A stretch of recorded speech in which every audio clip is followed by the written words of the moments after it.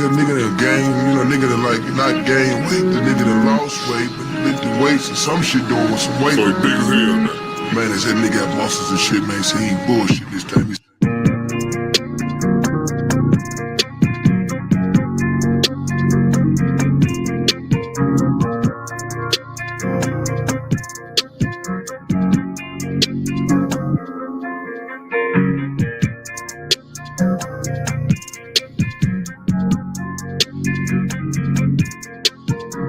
I like red bones, my type, light skin, that's life, hello. GFN, that's fantastic. Fantastic, GFN, that's fantastic. Fantastic, GFN, that's fantastic. Fantastic, GFN, that's fantastic. Fantastic.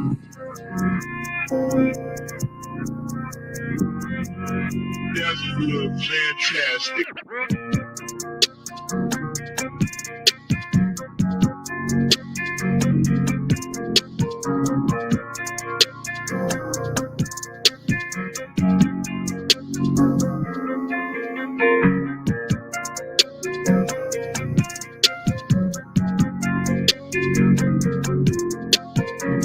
I like red bones, my type, light skin, that's life, hello.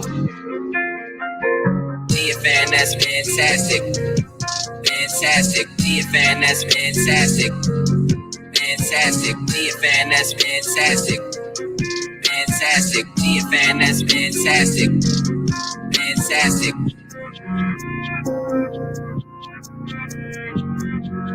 That's good, fantastic.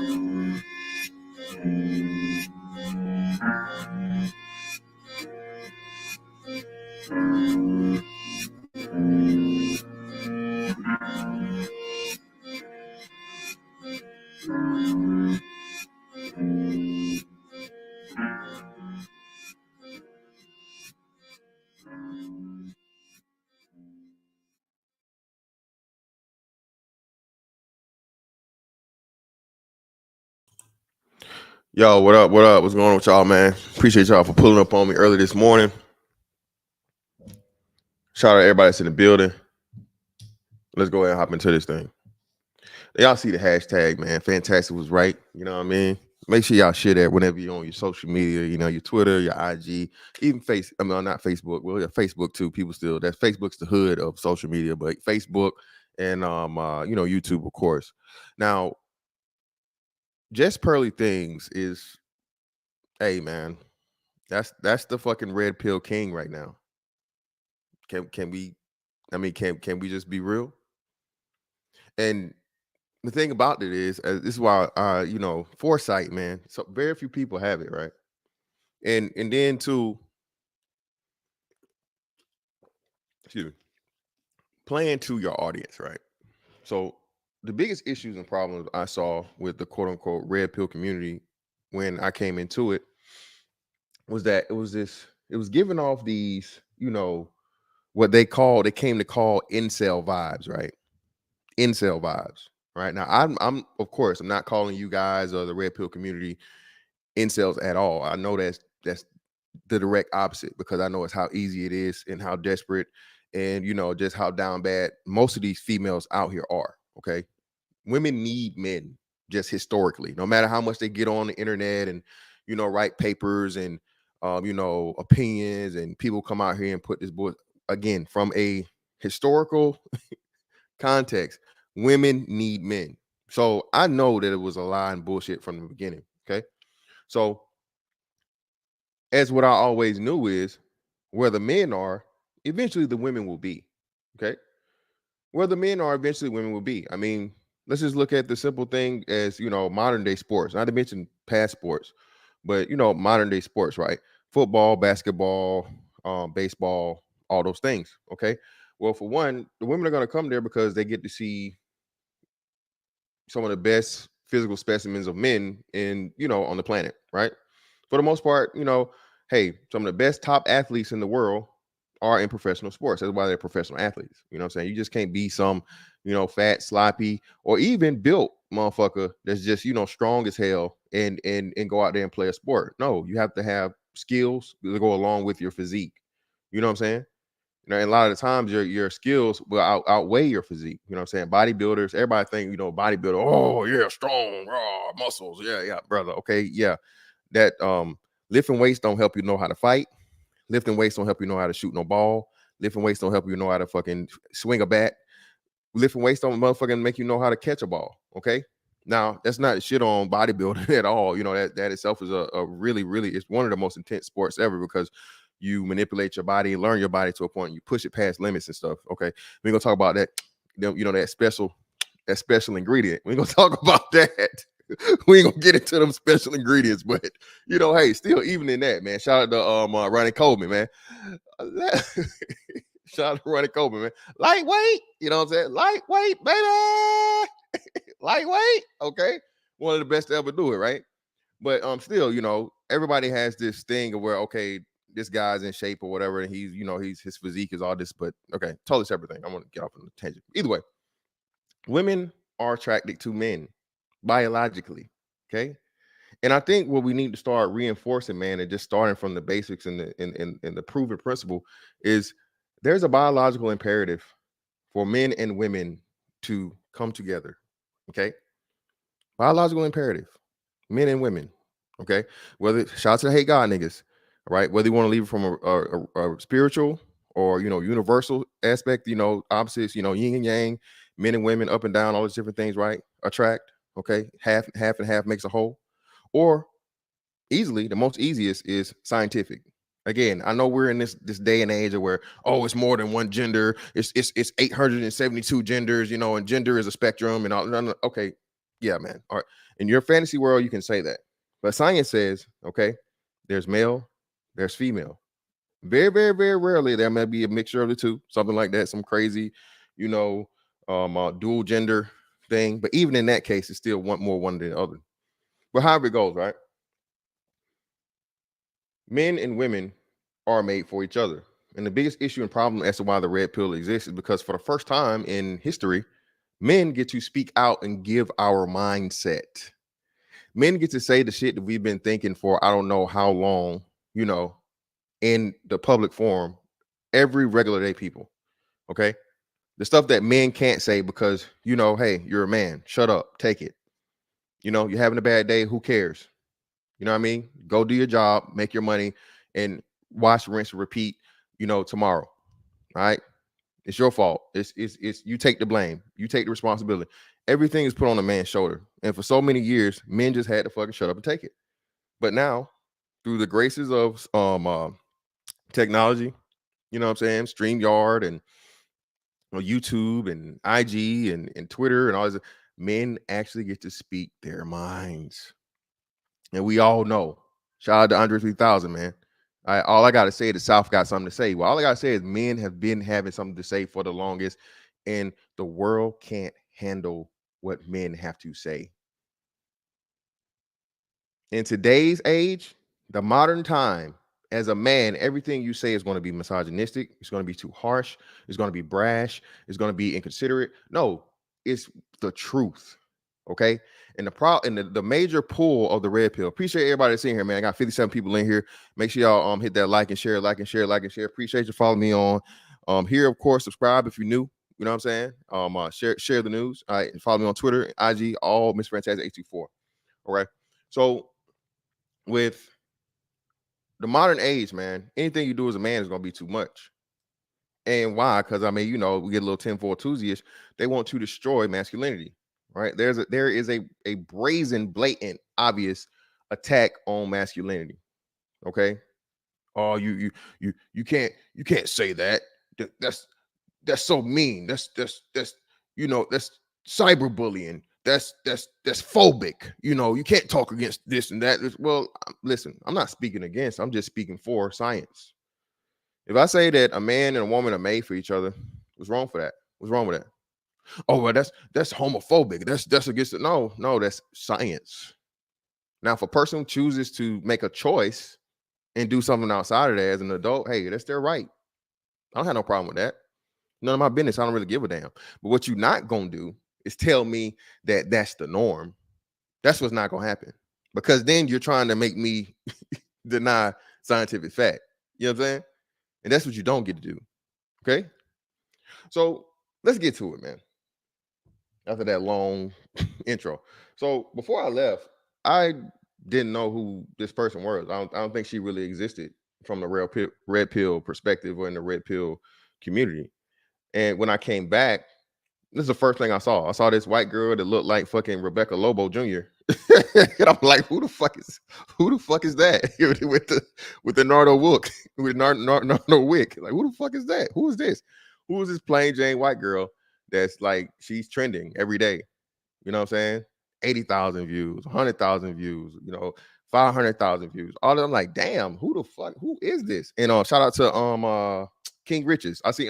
That's how I really started paying, because King Riches, I guess she's over in London, even though she's American. So she does a lot of stuff with King Riches. Shout out to King Riches, the UK brothers over there, man. Shout out to Brandon Green for the 5. Greatly appreciate you, brother. Appreciate you, man. Appreciate you for the 5, brother. Yeah, man. Hey. Listen, Jess Purley is not here for the looks, man, and I'm glad she's not. Okay, I'm really glad that she's not. I'm really glad that she's not highly attractive, and on some pick me shit. She's just a regular everyday white girl, right? So when they said she was in the UK, I was kind of like, I'm like, damn, she's in the UK, but she don't have no accent in there. She's American. Trying to find out she was American, and for me doing the eyeball test, I'm like, damn, that's a big bitch. Respectfully, I was like, that's a big old bitch. So I had to Google it this morning. You know what I'm saying? I had to Google it this morning and see. And she was like, yeah, she's 5'11", 5'11 and a half, I guess. Right. Yeah. So again, shout out to the tall ladies, shout out to the tall women. My daughter's 6 feet tall.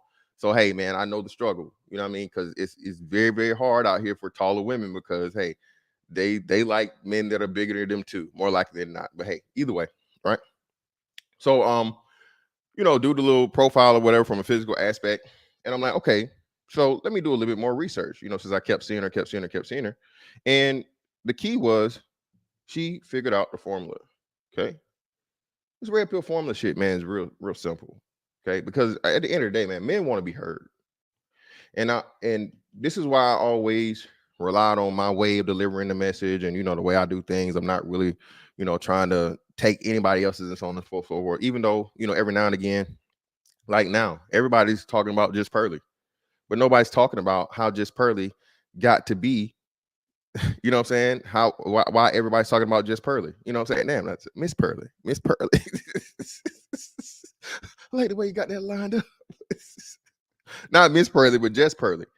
And Just Purley figured it out to where, like, look, man, I can get these women in here, have them talk, and get dudes to see just how selfish, inconsiderate, out of touch, and ignorant women are when it comes to men. Women really don't understand men at all. Okay, they don't. And even though they like to blame men for everything, men get all of the fucking the bad, little bit of the good. Not saying it's completely and totally, but the negative to positive ratio is very, very lopsided. Okay.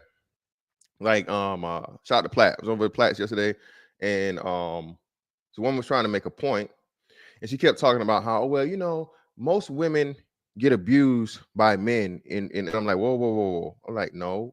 She said the majority of women experience some type of abuse from men. I'm like, no, that's not accurate. So you mean to tell me at least 51% of the women that live out here in the world have been abused by a man physically, have been physically assaulted, physically attacked, or some way negatively physically attacked by a man? And I'm like, yeah. So and I called it out to her. And she said, well, no, I wasn't saying it. And I was like, and I'm trying to bring to the people just, you know, even the fact that you can just say that, that is what society thinks automatically. Okay. Not to mention, we know it, we've been over here. The most violent relationship are lesbian relationships. Okay. Everybody talking about free Brittany Griner, free Brittany Griner, free Brittany Griner, but nobody brings up the fact of the matter that Brittany Griner is a domestic abuser, admitted domestic abuser. Okay. Not to mention that, you know what I'm saying, she took something illegal drugs over to a foreign country and everybody wants to, you know, give her sympathy and shit, you know.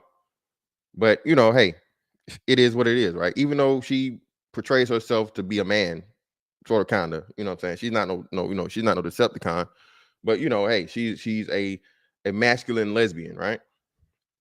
And yet still it's all the sympathy for her, despite her portraying herself and pretty much living her life as a man.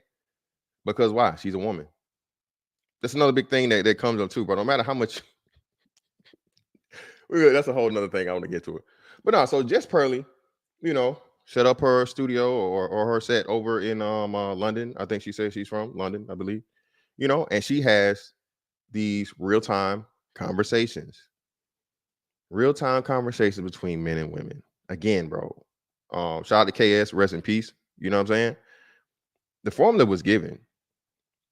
As much as y'all tried to act like, oh man, you know, Jessica X, Jessica X, Jessica X, Jessica X, Jessica X, Jessica X. Look, man, there's women that Jess Pearly, Melly Monaco, Six the Goddess, Danica Marie, who else? I don't know. Just think of any of these females that's doing red pill content that have what? Who's gonna be the majority of any red pill content creators content? Could you guys do me a favor and answer it in the chat? See, I knew for a fact that Danica Marie existed way before Jessica X was thought about because I seen her on YouTube. Six the Goddess was the same. She was existed too. She wasn't. I think she's me and her probably around the same time, but still she was before Jessica X. And who else? It was somebody else too that was out here. I can't think of it, but it'll come to me either way. But I knew that there were women doing this red pill content, right? Yes, thank you. Men. Shout out to Crimson Cure. Crimson Cure. Yep. She's from Chicago and live in the UK. Okay, cool. Yeah. All right. So this is what I'm saying, right? So if these women have big platforms, they're getting all this traction talking about red pill stuff or whatever, I'm like, okay, well, that's a good thing because the thing about it is what people don't understand, right? Is when you are trying to bring the opposite side to your side, you need someone else other than you to share the message. I say again, when you're trying to bring someone from the other side to your side, you need someone other than you to share the message. Someone that's going to be from the other side more likely than not to say, hey, look, whoa. We got to listen to this. It makes sense. Because, you know, black folks, number one thing, right? Slavery. Do you think just black people talking about slavery and black people talking about slavery and black people talking about slavery to the empowered white folks was going to do anything? No, you had to turn white people into understanding your plight, your suffering, and how it is wrong for them to talk to other white people to get things to change. That's the power of communication and power of convincing. It has to happen in order for someone to understand you. For first to even listen, but then understand you, then change. Men have been quiet for too long. Okay, and I'm not saying it as a shaming tactic or something wrong, because it's really an admirable thing. Okay, for men to have just took the shit for as long as we took it, but at the same time we kind of hurt ourselves and we handicapped ourselves because we just took it for so long. So now that we're finally speaking out, oh, why these niggas complaining? What's wrong with them? Just be a man and take it. No, motherfucker. It's not me just being the man and take it. Got it to the point of what now is this fucking bad. Okay.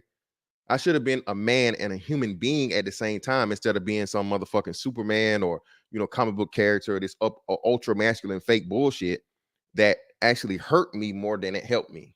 Okay. All right, that hurt me more than it fucking helped me. You know. And now that we're speaking out, man, now that we're speaking out, more and more people are starting to motherfucking hear the message. Now, let's not act like ain't no motherfucking bread involved. This motherfucker. There's a lot of bread involved in this too. And I say again, y'all niggas like giving your bread to a pair of titties and a face, a female face. I ain't gonna necessarily say a pretty face, a female face than you do a dude, okay? Or dudes that have female faces surrounding them, okay? You got the fucking, the fresh and fit part of it to where, niggas is snapping on bitches and, you get to find bitches in the room, like 8, 9, 10 of them or whatever. And you just shit on them the whole night. Oh, bitch, you ain't shit. Oh, bitch, you ain't shit. These bitches ain't shit. These bitches ain't shit. And they just smile and giggle and get drunk. Ah, titties. Ah, pussy. Ah, women. Ah, girl. And nigga super chat from tell them, man. Kick them out.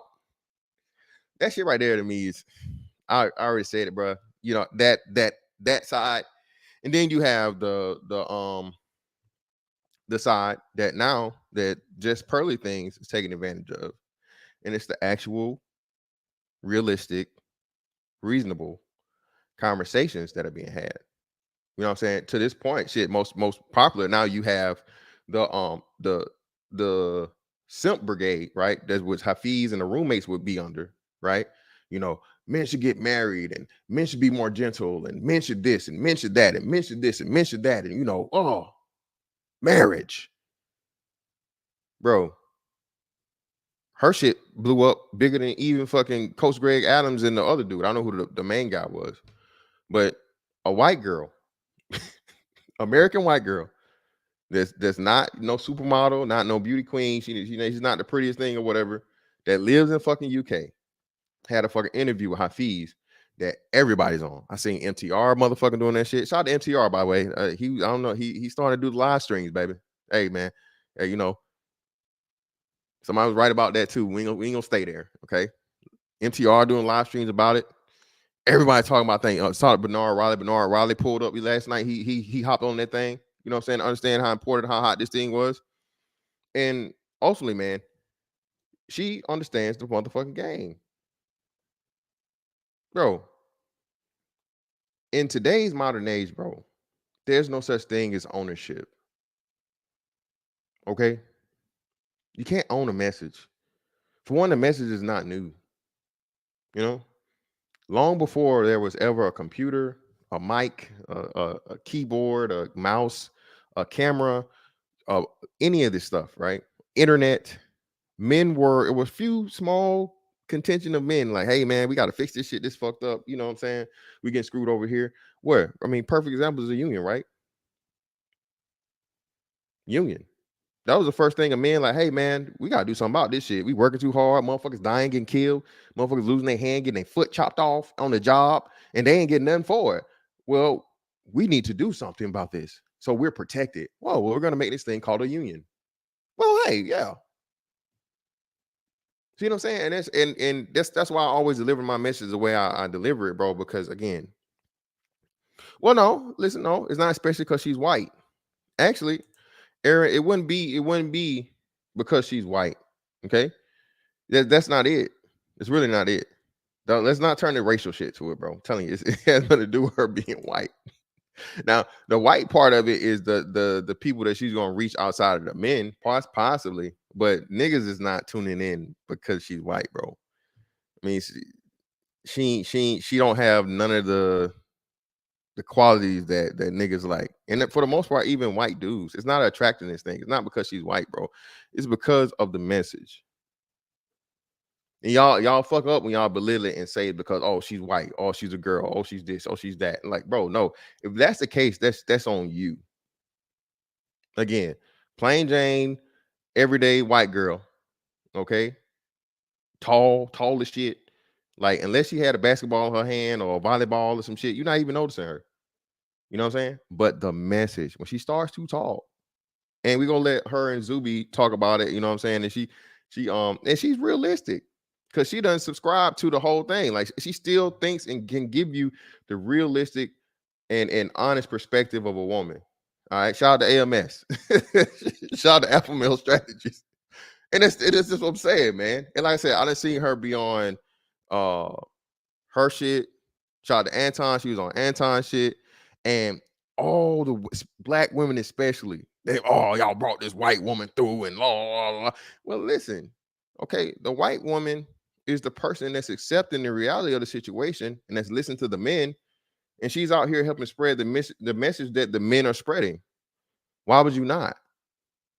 You as a man, okay, and this is why I say the difference between men that are leaders and that understand the importance of, again, the buy-in. This is how I know. This shout out to Anton, man. And like, at first I really didn't know much of him, but I saw the rise of the Lapeef network and all this other stuff, and understanding, bro, to be able to pick out, have the eye to pick out the right person, to pick out the personalities, to know how to set up a panel to where you got pro this, con this, you got the blatant asshole, you got the calm and calculated person, you got the pretty face female. Like, bruh, it's a science to this. Okay, because at the end of the day, when it's all for all, once you step on this shit right here, YouTube or whatever, it's a business. And in any business, you're supposed to make money from it because you're spending time. Okay, this whole noble shit and this poor righteous teacher shit, bro, that day and age is over. Okay, where you just doing it for the sake of the message. And no. I'm not saying you're supposed to fucking sacrifice the message for the bread. No, but at the same time, you're supposed to be compensated for your time. And if you're giving something of value, you're supposed to get a return for that value that you're giving. Okay. So Anton Daniels, the brothers that do it on their own, Steph is Cold, AMS, shit, even Fresh and Fit. You know what I'm saying? That's their brand. They know you learn your audience and you cater to your audience. So at the end of the day, I can't even be mad at them for that. I may not agree with their message. I may not agree with the content or the way they're going about doing it. And I may feel like that's the worst part of the community. But at the same time, man, hey, as long as someone there to purchase it, buy it, and pay for it, can't be mad at you. I can't.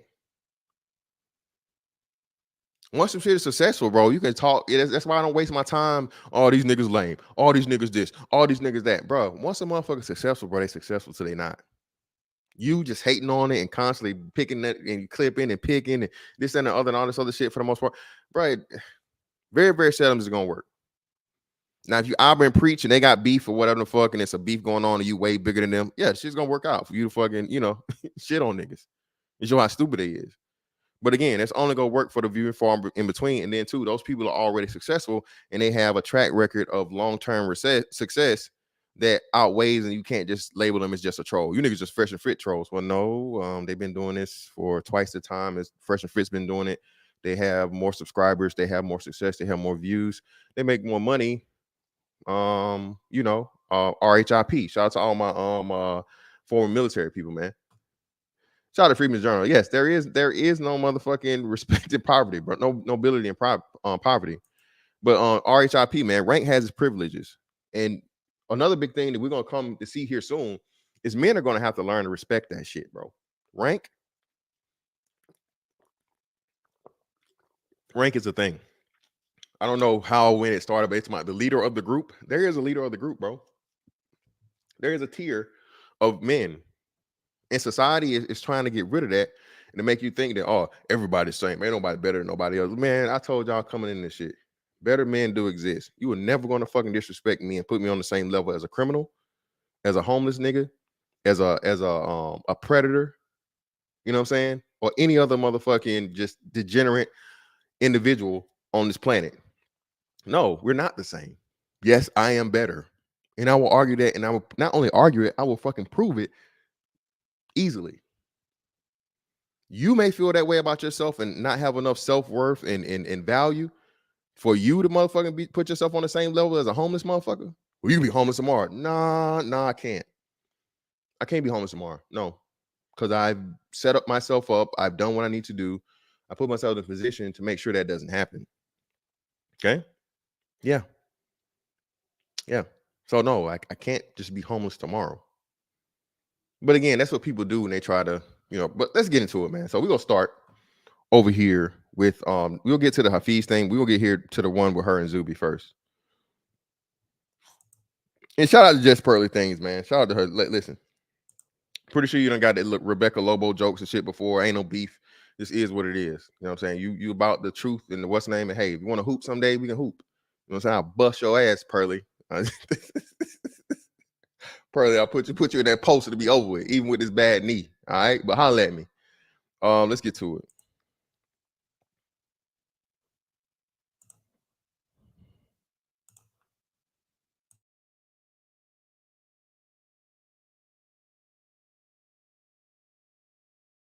Oh, and shout out to Zuby, man. Zuby is on Twitter. I'm pretty sure you guys probably follow me, maybe not. But I was trying to figure out, I'm like, damn, where nobody from? You know what I'm saying? Because you know you just got the face shot or whatever, right? The headshot for the profile pic. And then he re-showed the video. This was the guy, y'all, that back in, I want to say 2019 or 2018 or whatever it was, he identified as a woman and he did the world's heaviest deadlift as a woman to prove a point and speak against the whole, gender identity politics. So shout out to him.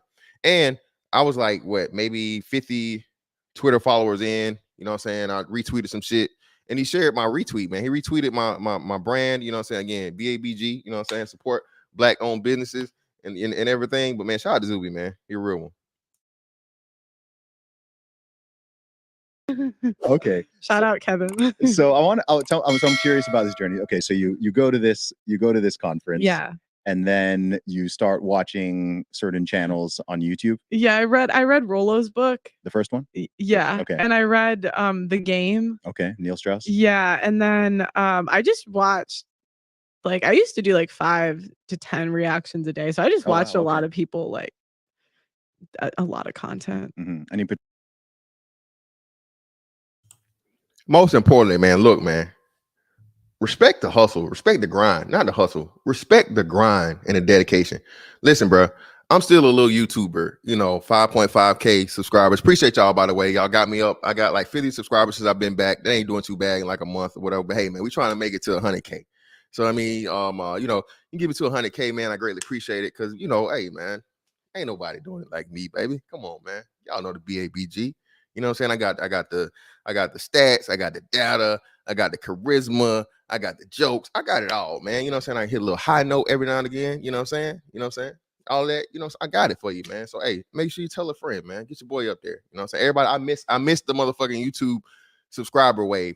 Bro, I came back and it was people that had like 2K subscribers, bro. I got back motherfuckers at 50K. I'm like, God damn. Shit. Hell y'all niggas doing on, man. They just giving away subscribers out here. Particular channels, you mentioned a couple already. Oh gosh, Stuff is Cold. Mm-hmm. If I hear a guy that's talking to, or no, not Stuff is Cold, Alpha Male Strategies. If I hear a guy and watches, he tells me he watches Alpha Male Strategies, I'm like, nah. Oh, really? Shout out to AMS, man. All right, again, man. I'm hoes asleep, baby. You can. Hey, Steph is cold too. Hey, man, that digging stick. Listen, bro. I told you, you want to get the top of her list, get to the bottom of that pussy. You hear me? All right, nigga, that's never changed. All right. If you want her to act right, give her that right pipe. All right. Nah, I know what you're. Red flag. Nah, I know what you're on. I know what you're on. Nah, I'm too. Okay. Rollo Tomasi, Yeah. Kevin Samuel. I went on Kevin Samuel's show. Okay. I went on. I watched Fresh and Fit. I watched. Yeah, there was a lot of different like Red Pill channels. Okay, what was your appearance on Kevin Samuel's show like? Did you call in or? Yeah, I called in because I was like, oh, this is easy. I just clicked the Zoom link and I'm on. Wow, like I was excited. And yeah, no, he was just asking me about my boyfriend at the time. Okay. I actually did have a call with him after. You didn't see it, like because like that was on screen, but I talked to him after. He told me to dump my boyfriend at the time. Oh. Yeah, he did. I did, yeah. Oh gosh. Oh, shout geez. out. Why? Why did he say that? You don't have to go too personal if you don't want to, but like that's why. Yeah. You don't have to. You don't have to. It was just the right. Yeah. Yeah. It wasn't the right. Yeah. Fair enough. And then when did you start your show, the pregame? I started February 27th of last year. Okay. And what was the impetus for that? That's a big word. Oh, what made you decide to start that? Shout out to Zuby for the vocabulary word of the day, impetus. And shout out to Jess Pearly for not trying to act like she know what the fuck he was talking about. And she said, shout out, man. Look at you see that. Listen, and that's what something that a lot of people can't do. But this is a key moment to show you why it's a connection for her. Again, not about the attractiveness. She's not crazy, brash, or loud, or anything. She's very measured and calm in her reactions and her responses to people. But it's a humbleness. You feel what I'm saying? And men respect that across the board, bro. Okay, I know like niggas. Oh, I ain't dealing with no bitch unless I'm fucking. Yeah, brother, that's cool to say on YouTube, but my nigga, you work with females. Some of y'all work for females. You have female bosses. Nigga, you got a mama. You might have a sister, and you see what I'm saying. And that's why I say I know it's cool, and you got to get a red meat sometimes, but at the same time, to me, that's just like, bruh, come on, fam. You're not built like that. The chance of you being built like that, to where your only relationship with, of course, outside of family members and shit, you strictly on a fucking 100% fucking basis with bitches. Come on, dog. The 1% of the 1% of niggas is not getting down like that. Okay, every bitch you touch and you look at, you fucking that you talking to. Like, bitch walk up to you. So where's the pussy? Wait, a bitch walk up to you, pussy me, please. And like, brother, you're going to jail, okay? You're asking to be me too, my nigga. But this is what you get to come to the internet and say, because again, a lot of brothers out here, are frustrated, man. So you want, yeah, fuck them hoes. I only want the pussy, yeah. But brother, you're not living that way. So you're not living that way, man. Why would you, you know what I'm saying? And that's why, and a lot of this shit get out of control because of y'all. I put the blame on y'all ass. I keep telling you, bro, a content creator can't exist without an audience. So the shit y'all allow motherfuckers to get away with and go crazy and just get too high, you gotta be like, all right, my nigga, calm down. All right, we get it. Yeah, ha ha ha. But let's shift back to the real shit. Okay, just saying. Okay, that's better. What was the reason? It was kind of like I when I was in London, it was the most diverse city I've ever been in. I thought it was so cool how I can meet someone from Italy, the US, Romania, freaking I don't know, anywhere. And I just thought it was so cool that I could have all of these different cultures in one place. And even just playing on like sports teams and at the school, like there's a lot of international students. And so I was thinking like I could start this show and bring in like guys and girls to talk about like dating and different like topics. I didn't necessarily think it was going to be like Redpill. It was more like a fun show, but then I don't know, the Redpill topics like work. They're doing well, and I thought they're interesting. So that's cool. And what have you learned from doing it? I mean, you've done how many episodes now? Oh gosh, I think we're like 80, like roughly a little under 80. Okay. I've learned that like as women, we say a lot of nothing. And I catch myself doing it. And my ex-boyfriend would say this to me, like he'd be like, "Shut up." Shout out to her for that. And again, that's the key. She's actually listened to men, and she encourages and makes sure there's not just her talking. She gets men involved. And like I said, for the most part, men want to have the conversation more than women do. Men actually want to fix this. The whole part of the red pill, no matter what never gets said, is men, for the most part, wants to fix it as to where shit, they can have a bitch they can trust. They can have a woman that they can actually, I know, back up. Oh, y'all ready for this? You ready for this, nigga? I know some of y'all niggas I might go down to 0 motherfucking watchers, but he can actually love. Yeah, that LOVE. My bad. My shit dropped to 0. I understand, because y'all niggas ain't never been in love. Y'all don't love these hoes. Even though the nigga that quoted, "We don't love these hoes," was married. That too. Like as a kid, I realized we don't love these hoes. And I'm like, hold on, this nigga Snoop Dogg married in his 20s. The fuck? You know what I mean? But at the very least, man, like I said, a woman that you can actually have feelings for, trust, and believes gonna be there for you when you need her. Again, fucking what? Andre 3000 said it best way. We lust for some trim They lust for some trend. We lust for some trust. Not of both of us. What it was? It was the one with Drake, 3000, and Lil Wayne. I can't remember the name of the song, but you must have done here before you. Somebody help me out with that song, the one I'm trying to come up with. You know the song I'm talking about though. But that's what I'm saying. You know, a man ultimately understands, bro, that bro, if you done worked your ass off on that railroad, you know, at the fucking, you know, behind that desk as a CEO, hell, at you know, flipping burgers at Burger King or whatever you done, whatever you're doing as a man, bro, to make it survive and provide, you, bro, you deserve, okay, somebody that motherfucking go be there for you and is actually there for you, gives a fuck about you, and not just there to take from you. That's what a man, and you inherently believe that, bro, because especially you doing the right thing. There's nothing wrong with that. Is every man gonna have it, get it, or find it? No, you won't. But the desire to have it is still gonna be there. You see what I'm saying? And that's a part of what it's not cool to say. I understand, you know. It's you love a bitch. Oh, lame ass, simp ass, beta ass nigga. Well, what if I told you that bitch was realer than you? The laughing stops, right?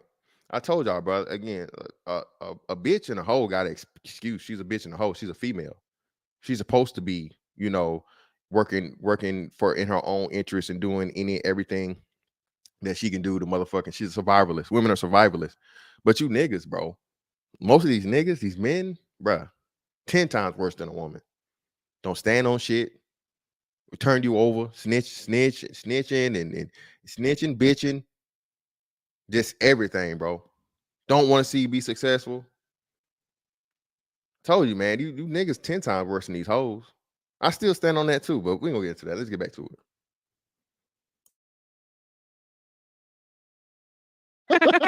And I didn't really, I was like, well, that was rude until I've talked to women for months and months, and you'll just ask them, and we don't answer questions. No. And I'm not saying I'm special. Okay, I'd like to say I don't say I'm special at any of this. I do the same things.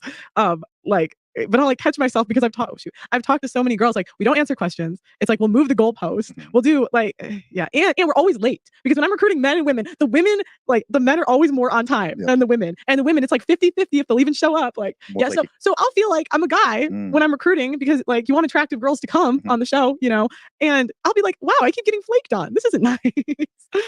I think it's so interesting what you said there. You said that you felt like a guy, and then you ask them questions. They don't answer the question you asked. And then they just say things, and you're like, you can't just say like. That's what we have to deal with now our whole lives. And I'm not saying men, like some men do it too, but it is just not the same.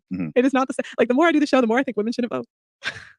She's going there. She's going there. Yeah. I'll take one for the team. Yeah. I'll do it. Yeah, you can say things that, you know, I mean, I can say anything, but like, you know, you've got the female privilege, so some things are better. No, you do too. You broke the deadlifting. Yeah, I go back and forth on this.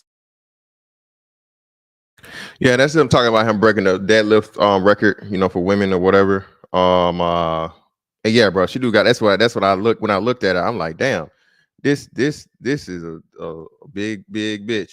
Okay, she's big, and that's why I had to look up her height because I was like, you know, from the eye test, I'm like, damn, she's a pretty big woman.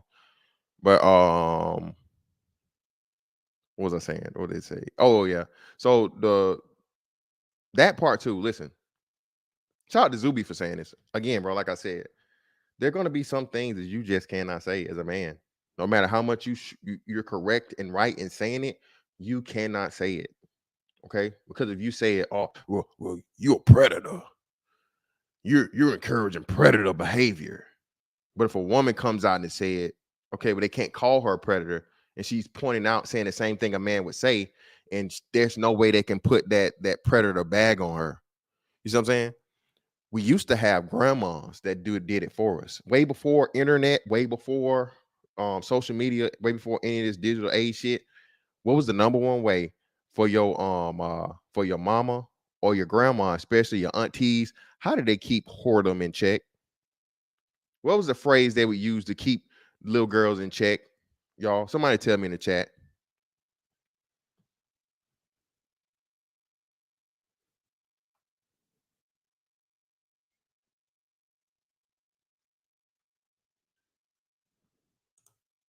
All right, you almost in the BABG club, brother. Make sure you cop a shirt, man. 6'2" and above, but 6 foot. We'll allow y'all in there, man. Just what I'm saying. we all big at heart, though, right? How though? Yeah, thank you, bro. Look, there you go. There we go. Look, everybody knows. Shout out to all my almost old people in the building, because we the only people that heard this. Don't be out here being fast now.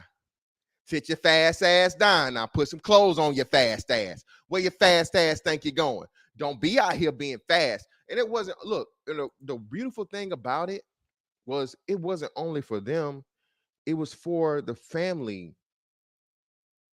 That's another big part that didn't get talked about too. Women shame the women, the women under them, to let them know, hey, look, you're not just a representative of you. You're a representative of me, my name, your granddaddy name, your mama name, your daddy name. So if you get out here in these streets, you just busting it wide open for everybody. You pregnant at motherfucking 13, 14, 15 years old. How the fuck that make me look? How does it make me look as a parent? How does it make me look as a grandparent? How does that affect our family name? You know what I'm saying? Yeah, shout out to Gail. Yeah. Mannish. You mannish.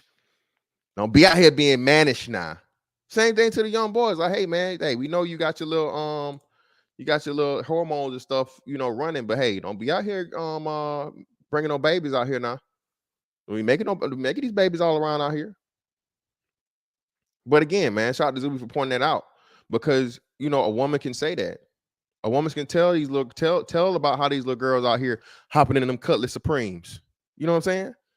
And them box Chevys with in them unpainted, half painted box Chevys. Because if we say, oh, you really want them young girls, you want them. No, it's not. I want anything, man. I'm telling you the fucking reality. Some shit that I know acted way before me, but it's still going on way after me. But now that I'm, much older, I'm a grown adult, I can't speak on that because of how you know. Well, bitch, I was in high school. It was 20 years ago, but bitch, it ain't nothing changed. If anything, it probably got worse. Why we gonna act like that's the thing? But you get to do that. You get to deflect away from the facts and then put that jacket on niggas about, oh, predator. You know what I'm saying?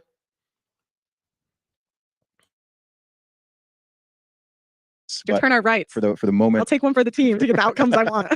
For this moment in time, I'm identifying as a man. My beard, I put the beard oil in. It's shining. Tell me some of the differences you found between the USA and the UK. In what regard? Okay, let's start with the topic that we're discussing. We're talking about intersexual dynamics and relationships, dating, all of that. Are there some fundamental or noticeable patterns and differences you've seen? Okay, this is my analysis of the UK versus the US. One, the guys dress better in the UK. Agreed. Yeah, like I would say overall they're more like fashion-y. So do the women, but I would say like the guys, it's more like noticeable. Second thing, the girls here, they still do the wild shit, but they're a little classier about it. That's my. First off, let me stop. Let's stop the nonsense, man. Y'all over there wearing that Kanye shit in the UK. Ain't no jeans skinnier. Y'all be having them jackets on with the fucking angles and collars that come way up here. Y'all niggas be having the sheer shirts. Nah, man, I don't give a damn. Get the fuck out of here. More fashionable, my ass. Okay, fashion starts here. Pearly. All right. I know you over in the UK. You gotta stop it, Pearly. Stop. Them niggas is weirdos. No, Jessica, stop the lies. Stop your shit. Just no, you don't. The men definitely don't. Okay, y'all be looking Vogue.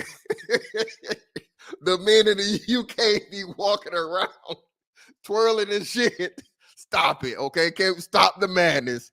Let's stop it now. Let's stop. Yeah. They definitely, that's the original kitten heel. Stop it.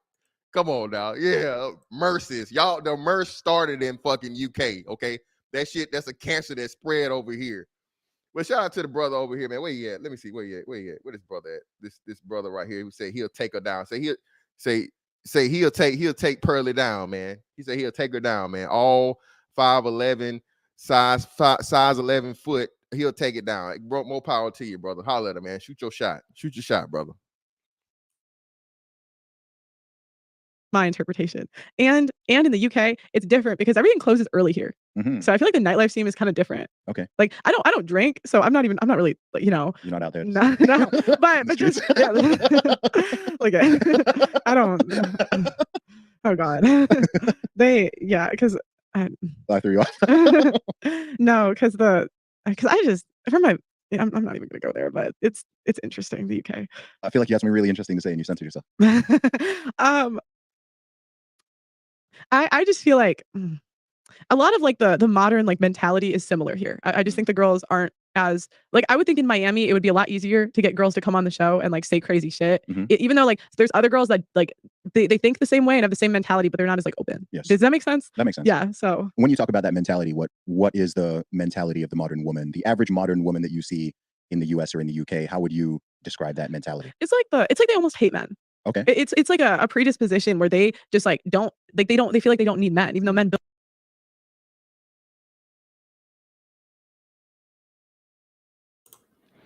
And there it is. Shout out to Genuine. That's the most important thing that a woman can say that a man can say, but it won't be taken seriously. And this is what the red pill is really majorly about, to where women are resentful for men for them needing them. Feminism and society and everything is spread so much in a woman's mind that she hates the fact that she knows she needs a man.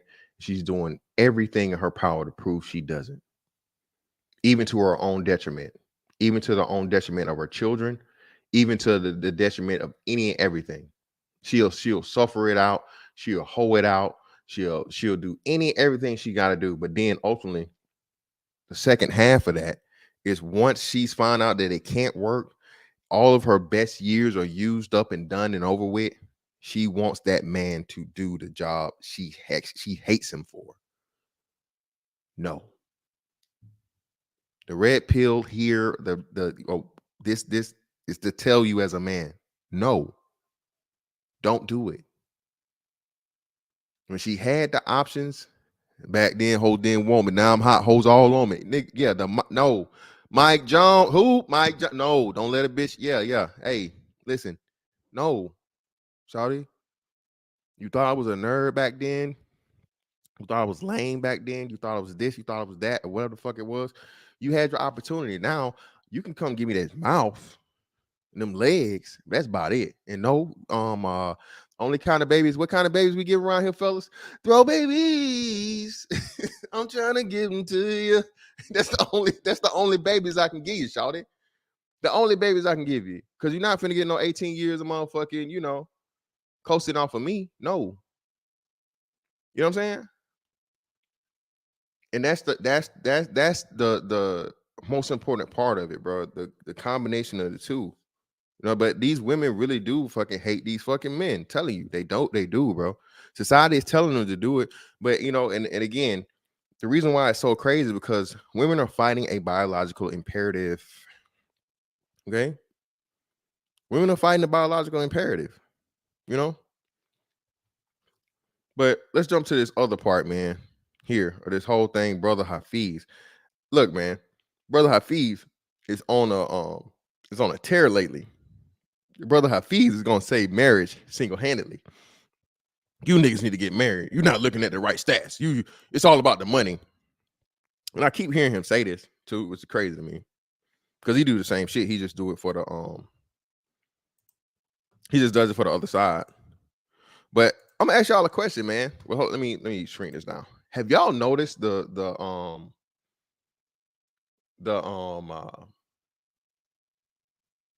dwindling of the simp content? Y'all notice this? Have y'all noticed the reduction in that? Hey, that after 7, I give you the sun, the rain, the moon, the stars, and the mountains. I give you the world. Nigga, get out of here. That ain't your shit. Don't none of that belong to you, brother. How you gonna give it to her?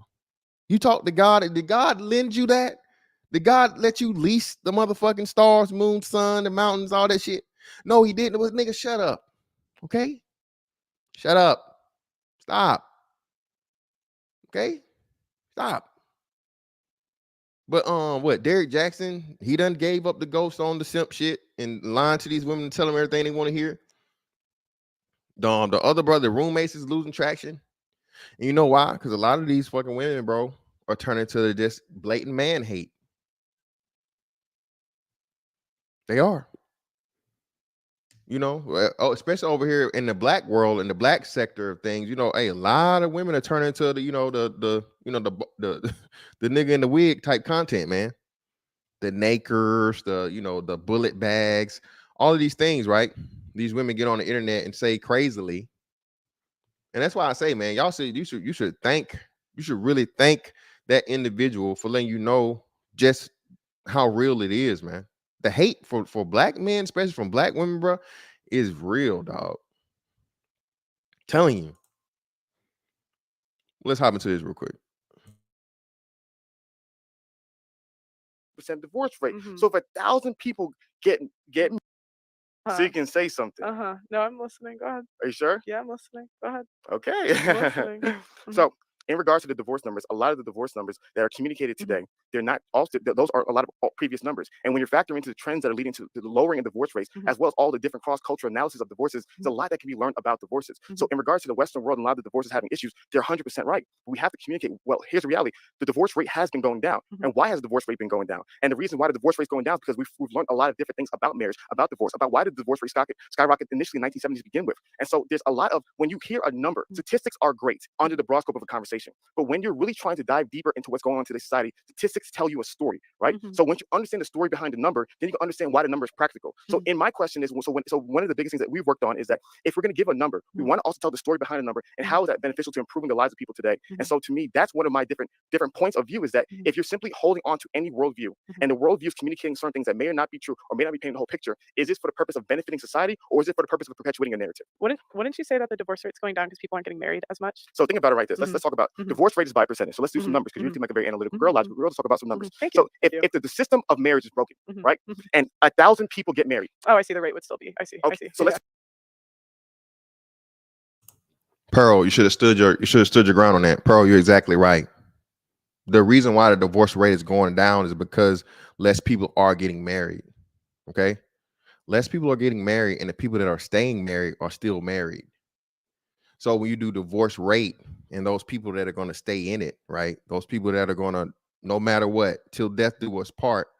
But then all the newer people, you know, wash out, and it's not going to be 100% of the newer people, but it's lesser than them. The people, the long-standing people, and that's why I say, man, shout out to this some Astro. He not gonna stop, man. He can't stop, won't stop. Shout out to Astro, man. He like your boy Diddy, man. Can't stop, won't stop. But no, listen, Pearl, you were right, and this is why, you know what I'm saying, I say here and just in this sector or whatever, when you right, bro, stand on it. He's gonna bring that from a mathematical and statistical standpoint. Yeah, it will make sense. But no, when you look at the totality of it and you understand it, the undergirding and the foundation of marriage are the older generations, the people that were born into and raised upon the establishment of marriage. Those people aren't going to ever get divorced. Okay, the majority of them. We got 3 generations that are holding up, that were born in and raised on marriage, holding marriage up. Now, again, like I told y'all, we're 15 to 20 years away from missing one complete and total of that generation. All the silent generation be gone by then. And then most of the, not most, but a substantial number of the boomers will start to leave by then too. Once those people are out in 20 years, you're really going to see just how high and how real the divorce and marriage numbers are.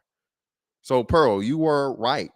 The reason why the fucking rate is going down is because less people are getting married, and the people that are going to stay married are still there in those numbers.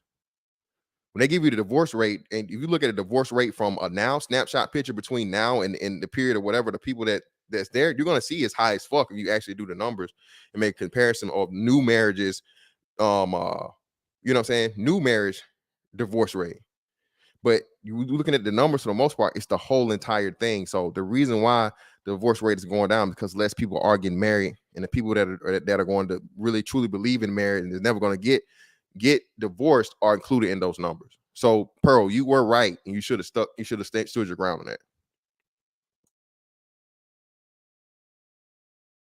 So for the people, right? Remember, the red pill argument is the system is broken. So that means anyone who engages in this institution, whether or not you do it, it's broken. It's not going to work. It's going to lead to a 50% divorce rate. So if 1,000 people get married, therefore it should be 50% divorce rate. But then if 900 people get divorced, and 10 years later, instead of 1,000 10 years ago, now 900 people get married, and that divorce rate is 40, not 50 where it was before. The question that must be asked is, these 100 people, why did that number change? If the system was broken, and therefore whether it's 1,000, 900, 800, 1,200, 1,100, it should be the same thing. But if the number went down, but then the divorce rate decreased by percentage, why did it go down? Who was not getting married? And how would it contribute to the increase of divorce rates in the past? And that's why I said the numbers will tell you a story. And if you don't know the full story, you don't know how the number is relevant to the lives of everyday people. And that's what I'm passionate about. Like I want to keep on saying it. A lot of the red pill arguments are true. A lot of them are true, mixed with a whole lot of lies. And we have to be honest, there is an ideological bent and there is a for-profit bent for the ideologies. But that's another thing. Listen, bro. Hafiz is killing me with this for-profit shit. They're pretty much just saying it's all a hustle. Bro, it's not all a hustle. But at the same time, brother, you getting paid too. So can we stop with the fucking for-profit bent bullshit, bro? Come on, can we stop, dog? Everybody getting paid. If you got a podcast and you got 100,000 subscribers or more, for sure, you getting paid somewhere, okay? Hell, I'm getting a little bit of change at my little bit of subs, okay? All you need is 1,000 subscribers to start making money off of 1 cent at least on fucking YouTube, okay? So let's stop the bullshit, bro. Talking about for-profit bent. All right, and I'm in this hour, so I'm gonna bring y'all up in here, man. Hey, man, y'all pull up on me, bro. Y'all been lacking on the fucking participation lately since I've been back, man. So bring y'all ass the fuck up here, bro. Come on, let's talk about this shit. Let's get it, baby.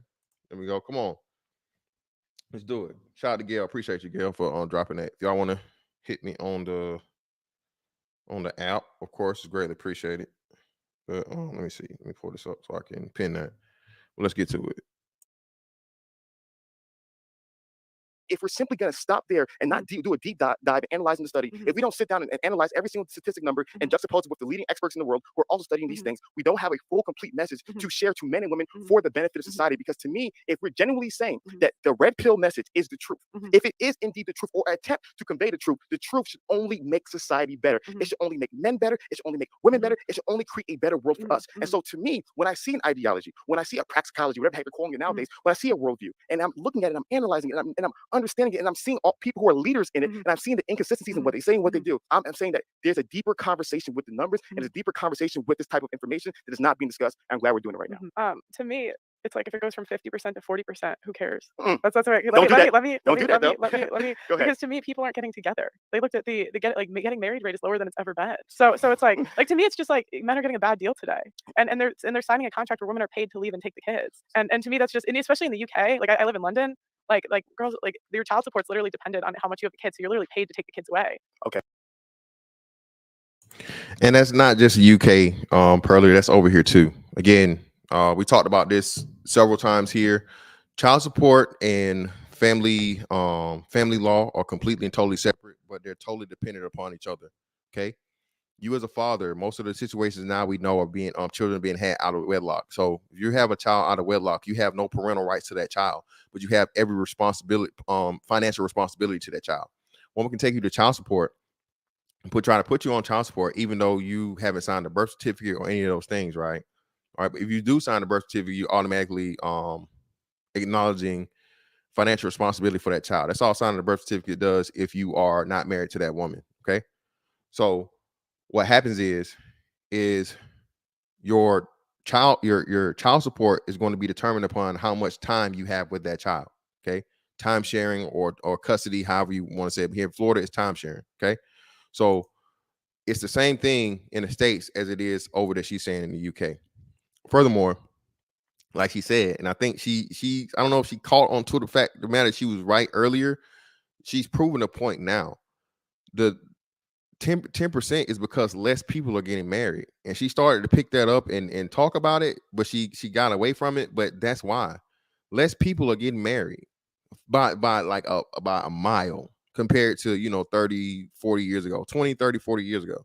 Okay, less people, way less people are getting married. So if it changes 10%, it's got to do a lot more with the major decrease in the amount of people that are actually even getting married in the first place. Let me play a little bit more of this Freeman as we go get to you, brother. Appreciate you for coming up.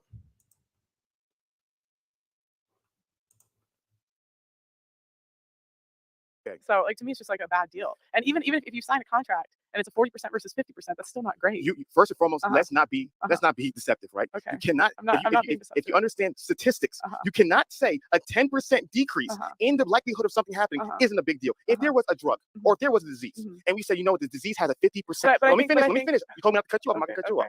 I understand what you're trying to do right now. I was under the impression of this would be a certain kind of conversation, but I'm getting what you're doing right now. So if you want to make the conversation the way you want to make this conversation, it's no problem. So like I was saying, the way I want to make the conversation. Like I was saying, if there was a disease and the disease had a 50% fatality rate, and all of a sudden, 10 years later, even if the amount of people with the disease went down by 2%, 3%, 4%, whatever numbers you want to give, but then all of a sudden that disease has a 40% fatality rate. The fatality rate went down 10%. Well, we ask ourselves, yo, how did that happen? No one says, oh, 50%, 40%, no big deal. So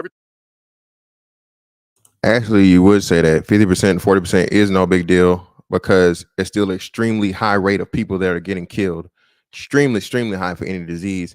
And furthermore, the answer to the question is people have developed more antibodies, meaning that your body and humanity has learned a cure to the disease and be able to manage the disease better over the so I actually love this analogy, okay? Because think of marriage as a disease that he's talking about, right? So for all this time, no one knew what the hell it was, and it's just 50% of motherfuckers is chopping up. Well, knowledge and your antibodies would be one and the same, right? So you increase your antibodies as time goes along, your body adjusts to be able to handle the disease. This is what the red pill has done. It is giving brothers and it's men, period, you know what I'm saying, an answer to this and an understanding of how to combat the disease. So less people are getting the disease naturally. That's you actually shot yourself in the foot on that one, Hafiz. But nice try, brother. the same thing. No, you're going to be like, wow, it's still high than we would like it to be, but it's a lot better than the way it was before. So what can we learn from that? What can we improve on that? How can we make that better? And so to me, going back to the ideology, my biggest thing is I'm all about how can we make the world a better place? And simply saying that 50%, 40%, that there's no big difference. It's deceitful and deceitful. It is not communicating what's really going on. And so I think it's really cool. And it's I kind of now a lot of things are making more sense. But if we're going to have a real conversation about men and women in today's society and marriage in today's society, we have to get into specific details every single point of the conversation and understand the nuance of each issue. So if you want to get into men getting a bad deal in marriage, we can talk about that specific issue. But I think sometimes it's very easy to be able to stay in our echo chambers, in our silos, and share these ideas without having them flesh out to somebody can give us some pushback. But I just think like you're missing the point. Like the point is that the laws don't favor men today. Like the point is it 50% or 40%? That's not the point. The point is that like right now it's a contract that women are paid to lead. And so if that's the way the laws are set up, I understand why men are walking away. Like I understand why they wouldn't push marriage. So here's the deal. So let's play your game. I love to play your game. I'm not trying to like. It's not. I'm sorry. Okay. I'm playing. I'm having fun. Okay. Go with your content creator. We're having fun. We're having fun. Come on. Are we good? Yeah. We're having fun. Game is just a word. This nigga is the worst. Like at like, bruh, controlling yourself and being in his frame and just like, bruh, he's getting just extremely frustrated, man. And he just looks so uncomfortable and just so, brother. Jesus Christ, brother. And shout out to Freeman's Journal. Brother, what kind of suit is that? Okay, what? Man, Mr. Fantastic. I don't want to interrupt you, but I was about to say, bro, look how he came with the suit on. He ain't confident, man. Look at his suit. Well, shout out to Primetime VA Mess. Yeah, the broke bitch hustle or the po-ho hustle, man. I prefer broke bitch hustle is a part, but I like the po-ho hustle. Again, that's my shit too. Child support is a po-ho hustle. Make sure y'all motherfucking make niggas give me my credit when you see them using my shit. Child support is a po-ho hustle, man. Okay, 18 years of paid, you know what I mean, tax-free money for whatever reason she wants to use it for. That 90% of the time never goes to the child. We about to wrap this thing up, man. Let me finish this little piece up, then we'll kick it to you guys. Okay. Guys, we're having fun. This is content. We have lights, we have people here. We're having a good time. Don't take anything personal. Some of the peppers might be too spicy. We're just having fun. I know. Go ahead. Cool. So let's play your game. Okay. Let's say the system is all the way effed up. Men are getting screwed left and right. What do we do now? I think you change the laws. Like honestly, I'd like to run for an office someday. I'd like to actually try to change the laws. I love what you just said. Yeah. I love what you just said. My question to you, you're very smart. When we said we should change the laws, yeah. How many people are getting into law? How many people are doing content to be able to change the laws, or versus how many people are doing content simply complaining about the laws? In your personal opinion, all feelings, no facts. Shout out to Andrew Schultz. What % of people are actually trying to change the laws versus people complaining about the laws? Well, first off, brother, again, man, that wouldn't be a people getting into law thing. That would be a legislative thing, being like your elected officials, brother. That would be congressional level at the state and federal, you know what I'm saying, or national level of Congress people. Okay. So it wouldn't matter how many lawyers we had that gets into law. It would be the actual people that are being elected that were fighting for it. It really doesn't matter the whole who's complaining versus who's working to do it, which that's already been done. Shout out to the brother. What's the brother's name? They got the law changed in Georgia to where you don't have to pay for a child. It's not yours. I think that's Carnell Smith. Yeah, shout out. Appreciate you, Royce. Mr. Cornell Smith. Shout out to him.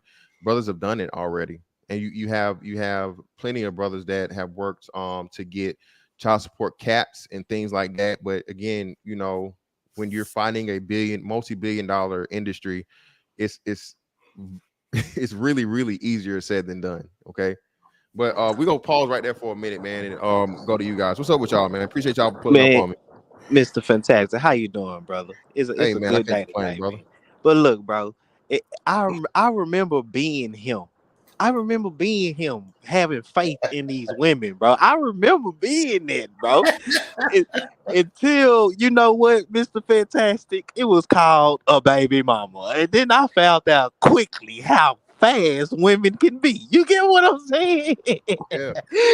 He just ain't went through it, Mr. Fantastic. That's all. He still got hope in, which that's what's up. You know, because I'm getting married, but it's just he don't know. You get what I'm saying? He just don't know, Mr. Fantastic, bro. He just don't know. A lot of brothers don't understand how fortunate they are to never run across just a crazy vindictive bitch. And again, it takes that in order for you to open your eyes up, man. A lot of us, like say, just from a lot of things in life, bro. A lot of stuff in life is factual, but because you haven't experienced it, it's not real to you. And you don't believe it and you don't understand it until you actually experience. But shout out to Freeman's Journal. It's on you, Freeman's. Go ahead, brother. And then we'll get to you, Royce. Hey, what's up, Fantastic? Yeah, man. You got it, bro. I think, you know, the whole thing is marriage is going to be such a flex. I think that women are going to want it. Not want it because they like it, right? Just because they have to, you know? Because I think that the what is it, the tide is changing, basically, just because men are going to have more blue collar jobs, right? Because America is just broke down as hell, right? The oil infrastructure, roads, bridges, etc., like all of that is going to come back up because we haven't touched it since World War II, right? It's been like 80 years, and some stuff is running on infrastructure that was built before World War II. So men are just going to be getting that money, right? And they have to reallocate that money from, like, you know, Bubble Up County can't afford 2 communications majors anymore. They got to fill potholes. So I just think that formula of two incomes at one address is going to be hard to resist. And I think men are going to be able to say, nah, you're going to have to sign that prenup. Even if they don't get the laws changed, it's going to be like, look, I'm not doing that. Right? Men are going to be able to set their terms because, you know, they're out. Just like after after Roe, vasectomies went through the roof, right? The amount of vasectomies men want are like doubling. Now all of a sudden women are going to figure out that, oh, we don't have as much control over procreation, right? Which is their main benefit as they used to, you know? And let me point out this out. Shout out to Freeman's, man, because I saw a lot of people. Oh, you niggas is weak for getting vasectomies and this and other, so you can get. No, brother, this is how you always bro. When you see a guy that's really doesn't understand power and understand just manhood, bro. Man, niggas wasn't getting vasectomy so they can get pussy. Niggas was getting vasectomy so they didn't have to worry about putting no baby in the pussy, my nigga. Especially now to the fact that where women can't get, you know what I'm saying? It's not easy. It's easy for them to get a divorce or whatever. Hold on, brother. Who's that? Somebody got some. There you go. Yeah, Josh, you got appreciate you, brother.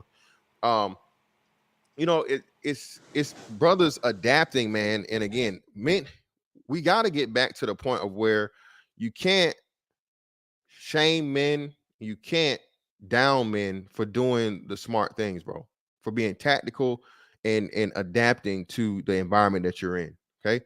Insanity, again, the definition of insanity is doing the same exact thing but expecting a different result.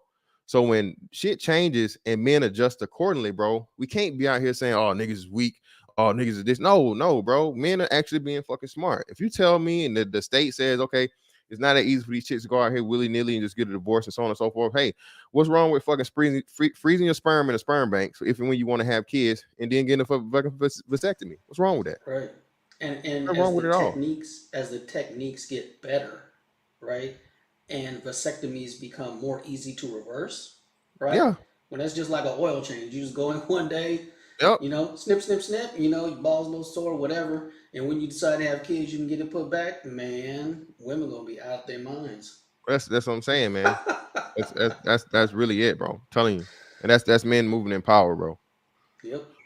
All right, but Royce, it's on you, brother. Go ahead, man. Appreciate you. What's up? Fantastic. Welcome back off that deployment. Yeah. What's up, everybody on the panel? I see my boy Friedman in there. He's one of my YouTube. I mean, he's one of my Facebook friends, and I see the other people up there, Josh Johnson and D-Town. How you guys doing today? Yeah. All right. I want to add on to something that Friedman just brought up, and that was about marriage being a flex. That's one of the points I want to touch on.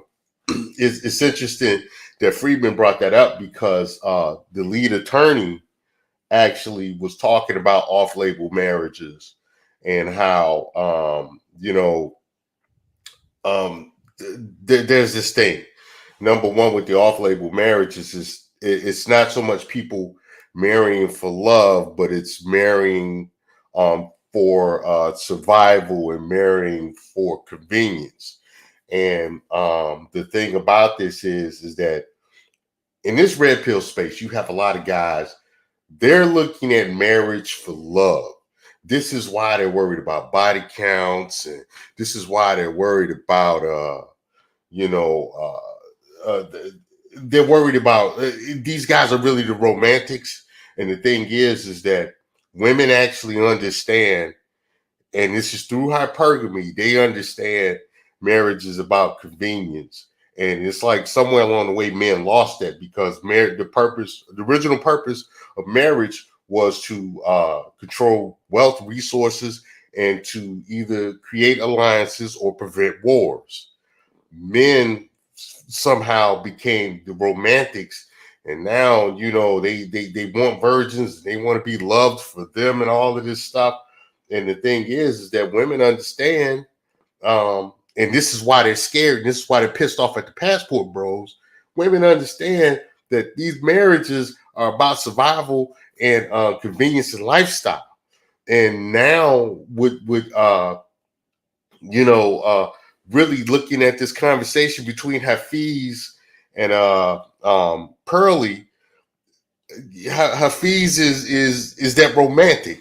He wants to talk about, you don't need a prenup, and it should be about love and the families to get together. And it's like, dude, welcome to the 21st century. That shit you're talking about, that shit died in the Victorian days. That shit died in the 40s. It's never coming back. And especially with how this economy is going to go and what's going to be needed to bring it back. All of that shit that he's talking about, excuse my language, but all of that shit that he's talking about, it's dead. It's never coming back. These chicks are city girls now, and they belong to the state. The state ain't gonna be able to take care of them, so they're going to need men to take care of them. Yeah, they may love you, they may not, but more importantly, that second income is going to be a flex on wealth, like Friedman Journal was bringing up. I think it all comes together, and I think for the purpose of when we talk this red pill conversation, we have to really go to the black pill side and understand what it is and accept it for what it is and make their decision from there. If you don't want to get married, don't get married. If you do want to get married. Just understand what you're walking into, and do what you need to do to protect yourself. These prenups, the only way prenups are going to work is if more people get them. And the court starts seeing them more, and more legal precedence is established on the prenup and how it's used in the dissolution of a marriage. So that shit Hafiz is talking about, you're going to wind up back at square one listening to him. Right now, you got to look at the modern times and look at it as, if you don't get married, you're going to have to figure out what you got to do to plan your life moving forward, including in the life stuff. If you do get married, you're going to have a prenup. You need to have a prenup. You need to have a postnup. You need to have a marriage contract. This is stuff you need to talk about. And if you're with a woman that when you bring this stuff up, she don't want to talk about it, you need to send on her way. You either need to send on her way or understand she is just for fun. That's it. All right, I'm done. Appreciate you, Royce. Appreciate you, man. D-Town, what's up? What you got for me, brother? D-Town not there. Josh, go ahead. Well, now D-Town pull up. What's up? Go ahead, D-Town. Maybe not. Going once, going twice. All right, Josh, go ahead. Hey man, what's going on, everybody? Hey man, I all I gotta say is, for the record, them niggas that what his name, Hafiz, whatever, Yeah. and that let's talk nigga, them some Brian McKnight ass niggas. You know that song when he.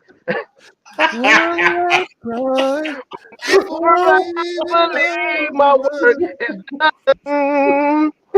Start back at one. Hey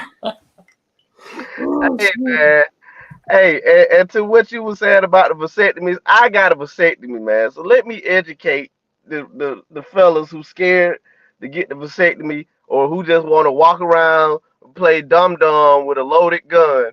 Like, I told y'all my story once before about, how I had an outside child, and I'm on child support and shit.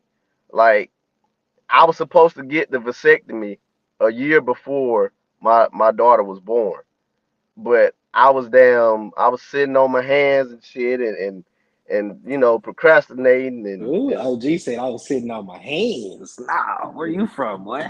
uh, hey, don't hold, man, come on now. But yeah, man, I was procrastinating and shit, and then boom, I got a kid and shit. But I went on ahead and went through it because I was like, I'm not gonna stop fucking. So I might as well go ahead, empty all the bullets out the clip, so I could just do what I got to do. And it only took, recovery was like only really 3 days, and that's the what they call that, invasive procedure, like where they put you to sleep. I chose to get put to sleep. Some guys, they don't get put to sleep, but yeah, man, that shit, it'll save you money. I'm telling you, that shit will say it don't make you less of a man. Niggas be thinking that they taking your balls out the sack and you just walk around with a deflated sack and shit. Like, no, like, no, like, no, man. Hey man, I'm glad. To Hey, each hey, his I'm glad own. you You know what said I'm that, saying? man. Look, bro, ignorance really is. Ignorant niggas, man. Hey, Yeah, man. Niggas, hey, bro. D-Town, yeah, I had a vasectomy after me and my wife had our third child, and yeah, everything you say is right. And the thing about it is, guys don't understand vasectomies are reversible. Not only are they reversible, you can also, again, you can deposit your semen in a sperm bank if you want to have kids later. And you can do it that way if you got that bread. And it don't affect your masculinity, and it don't affect your your sexual potency. So your sex drive, your sex drive. Right.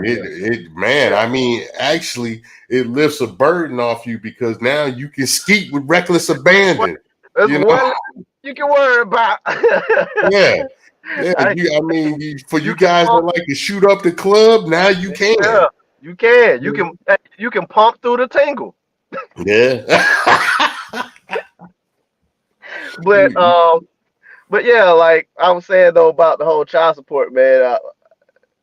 Man, the folks who who been on here on Fantastic Shit know my story, man. Like, find out, when I was separated and shit, and we met a little shawty.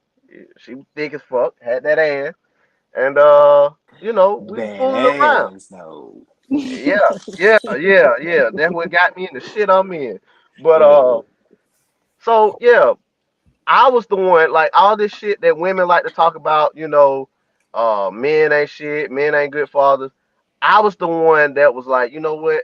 I'll take a DNA test because she was like, yeah, I tested the other guy, he wasn't father, but I'll that shit that women like to say, I'll be all right, I'll figure it out. Like, come on. The fuck you not. You really want to ask me, so I'll go ahead and get the DNA test. And got the DNA test, did all that process and shit, and they emailed me the results. I was at work, man, and me and my wife, we was, getting back on good terms and shit, and then I opened that email up. Damn. That motherfucker said 99.999. Yeah, that Usher confession song started playing. Girlfriend. Did she put you on child support, bro? Ding, ding, ding, ding. But no, man. So how I got on it, like, I was trying to be, like most black men, the stand up father. Like, okay, but well, that's not the case though. It's that when they know you their father, or you wrote your name on this birth certificate, it's dollar signs, like Mr. Krabs. You get what I'm saying? They see dollar signs. That's just what it is, man. Oh yeah. So let me tell you how I got my red pill moment. Was like, I was trying to be that stand up guy, and I was like, whatever she need, just call me, let me know. Boom.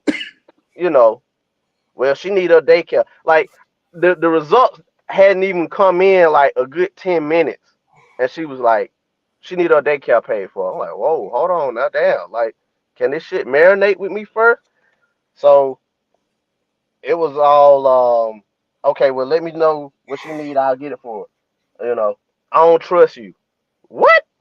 I'm telling you, I'm willing to do this shit. You talk about you don't trust me. Like, okay, so go ahead and go through the government and get the shit, and that's what the fuck she did. The bitch beat me to the punch because I was gonna put myself on it, but yeah, she beat me to the punch. They so crazy about themselves because they think they gonna get some money, but when they know they put the government in it, that little 500 that I was gonna be paying that month, bro, it's gonna break to like 120, like 190. You're not even gonna see it out, man. Say that because that's what I'm paying. I'm paying like 500 a month.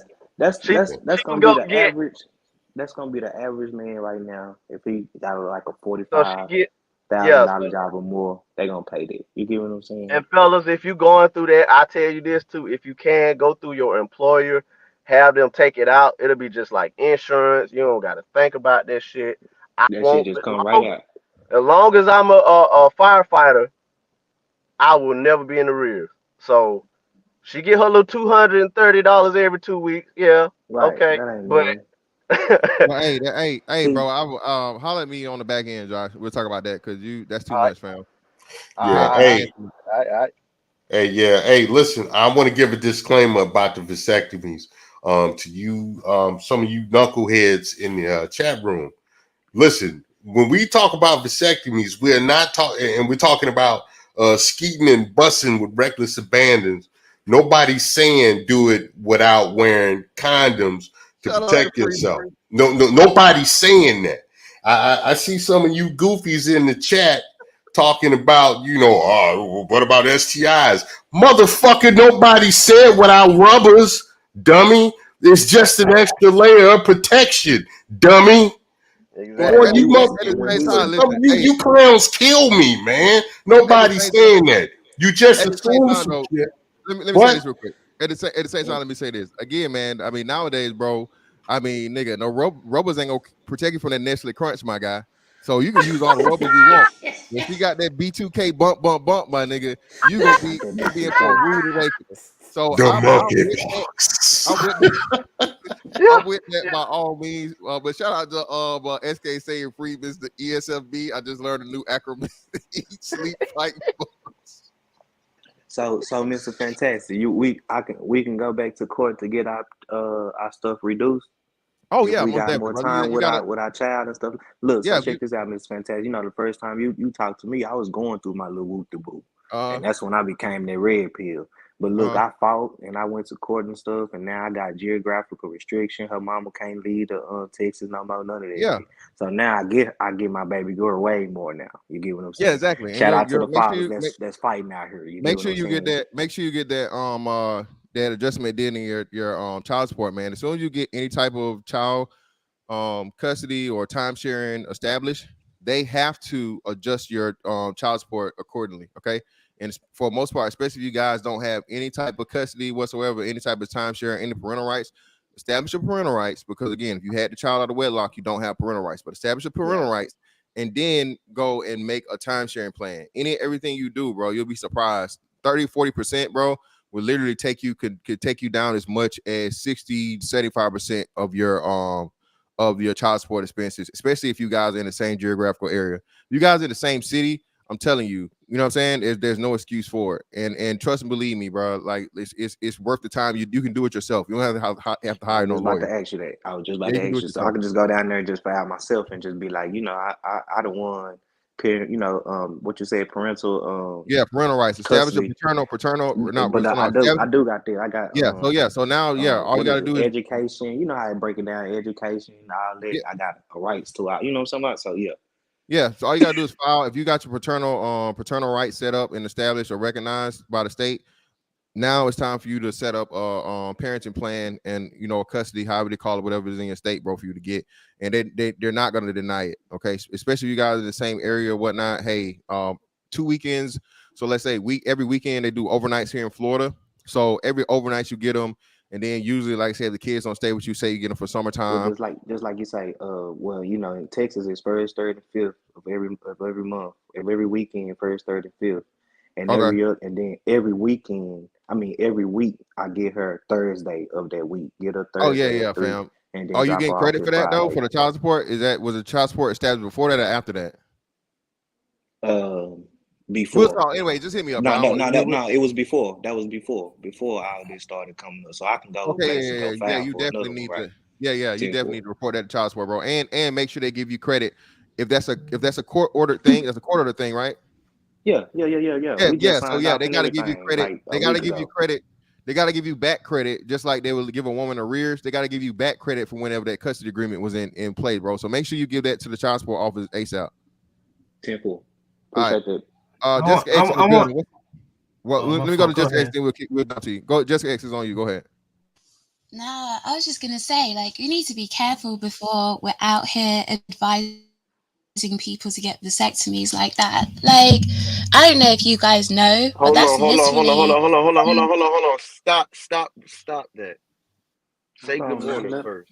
Let her talk. Let her finish. That's a female. Brother. That's not. Wait, brother. Hold on. Don't disrespect me like that. Say good morning. But hold on, bro. What are we doing? Stop. What are we doing? She's talking. Say good morning. She ain't even say good morning. She just jumped on. Come on now, but say good morning. Okay, good afternoon, right? It's actually afternoon, right? It's like 2:00 in the UK, right? It's like 2:00. All right, we got that established. Go ahead, Jessica. Go ahead. But yeah, this is literally on the agenda of the sisterhood to try and push men, and not even just men, boys, to get vasectomies. So I think we need to be careful before we go along with it, because if you've had all your kids, you don't want to have kids, fine, go get a vasectomy. But for just the average man to be getting a vasectomy, they're pushing for boys at 18 to get vasectomies. Once you have a vasectomy for just 3 years, even if you get it reversed, 25% of your fertility is gone. right? Now, Yeah, but Jessica, just real quick, let me say this. For the most part, no doctor is gonna approve that. I don't even think that 18-year-old, right? even the vasectomy clinics and stuff like that, for the most part, that just like they can refuse certain operations and things, right? They're probably gonna refuse it if you're 18 years old with no, especially a medical doctor, and even some of these vasectomy clinics. And like I said, you're told this, and they give you all this I hope education. so. Yeah, man. I wouldn't. And I would say this. So hold on, let me do this. So yeah, this is not for you young fellas out here, bro, that just want to skeet and beat with reckless abandonment again, because brother, you're gonna end up with something. Okay, first off, shout out to bro Truth for saying it. Look, your first recourse of intercourse is a condom, brother. Okay, because no vasectomy is gonna protect you from those big bad STDs, my nigga. Okay. The monkeypox. I was gonna be like, I was gonna be like, niggas gonna try to shoot blanks, end up looking like Thanos after the Infinity Gauntlet. Don't be out here reckless with your pee. Especially with all of these bussy bandits running around here, you gonna wind up with some bullshit. About that. But I would say this. Hold on, real quick. Let me let her go ahead and finish, bro. Even not at 18, right? Let's just say 3 years, 25% of your fertility is gone, right? So your fertility drops by 25%. Once you've had it between 3 and 8 years, 50% of your fertility is gone. The longer you have a vasectomy, the more your fertility drops. So it's not as easy as I'm just going to get it reversed and go have kids. It drops your chances of being able to have kids heavily. So I wouldn't advise for guys to just go out and get it willy-nilly, like, excuse the pun, right? You really got to think about it. Like I said, if you've had kids, you're good. I think only you caught that as well. Yeah, you guys have to use that word. But if you've had all your kids, cool. But if you haven't had all your kids, yeah, you're better off wrapping up. You don't want to be getting Jessica. a vasectomy. I'm with you. But I would say to this here, because I'm raising 2 boys, and I'm trying to be like the LeVar Ball of soccer, man. You can see the soccer shirt and shit. But yeah, and my boys, they're like the best pretty much in the city. That's what's up, bro. Keep going too, fam. So I would encourage, I wouldn't say 18, but when they enter their 20s and they get ready to go to college, I would encourage them to get one. But one that's reversible. Why not? Why not have on this? But hold on. But let's be real. We all have been told to wear condoms, but there's certain one that come along, we all as men be like, shit, I want to feel them motherfucker. But you is here to procreate, brother. You know what I'm saying? I ain't talking about you going out here going willy nilly just going out the way. Exactly. But just like I say, a lot of stuff that I take back to like slavery days. You get what I'm saying? So when you talk about, cutting off your line of support of DNA, I just can't get down with that. You know what I'm saying? Now I can put on the condom. And I'll pull out for you, OG. You know what I'm saying? But I just can't cut my line of DNA off like that. Like that, I just feel like that's like how they used to neuter us back in the day. You get what I'm saying? Like, nah, I can't cut the line. Gotta hold the line. They actually cut your whole ball sack you off. know what I'm talking about? You know what? Just let that dude pay child support. Let him continue to be, fodder for the system. You don't want to get cut. Cool. Take your chances. Roll the dice. I ain't saying it, but shout out to Nick Cannon. Just do your thing. You get what I'm saying? Because they're gonna hit you with that child support. I ain't gonna lie to you, little homies. They gonna get their money up off you. As long as this government giving that free check, they gonna get it. I ain't gonna lie to you. I bet. Yeah. Jessica, were you done? were you done with your part, Jessica? You want to talk the vasectomy part? I'm done. Okay, cool. I wanted to. Yeah, I was at work, right? So I didn't catch the whole thing, but I'll come afterwards and ask you, like, once everyone's done, what Hafiz's points were. Like, why? Because I've seen people making a lot of streams, so I'll ask you afterwards what his main points were. Okay, bet. All right, it's on you. Oh man, this is going to be interesting. But it's on you, fam. What's up? Top of the morning, man. You got it, bro. So first thing, man, let's talk about the marriage, man. Okay. Marriage. I should change my name to can't walk in my shoes or miss the experience. I need to, you know what I mean? Because as a newlywed, as a man that been married before, I'm gonna tell y'all don't want these problems, man. I'm telling you, I can't even walk to the bodega alone. I can't even stare at a booty too long because my bro will hand me up. It comes with marks and bruises. You tolerate her putting hands. You know what I'm saying? You got to restrain her. You can't even put hands. It come with restraint. You know what I'm saying? You turn into a gentleman. Gentleman and a gangster, I say. So y'all don't want these problems. I just want to suggest marriage. First thing. Now let's go to the vasectomy part now.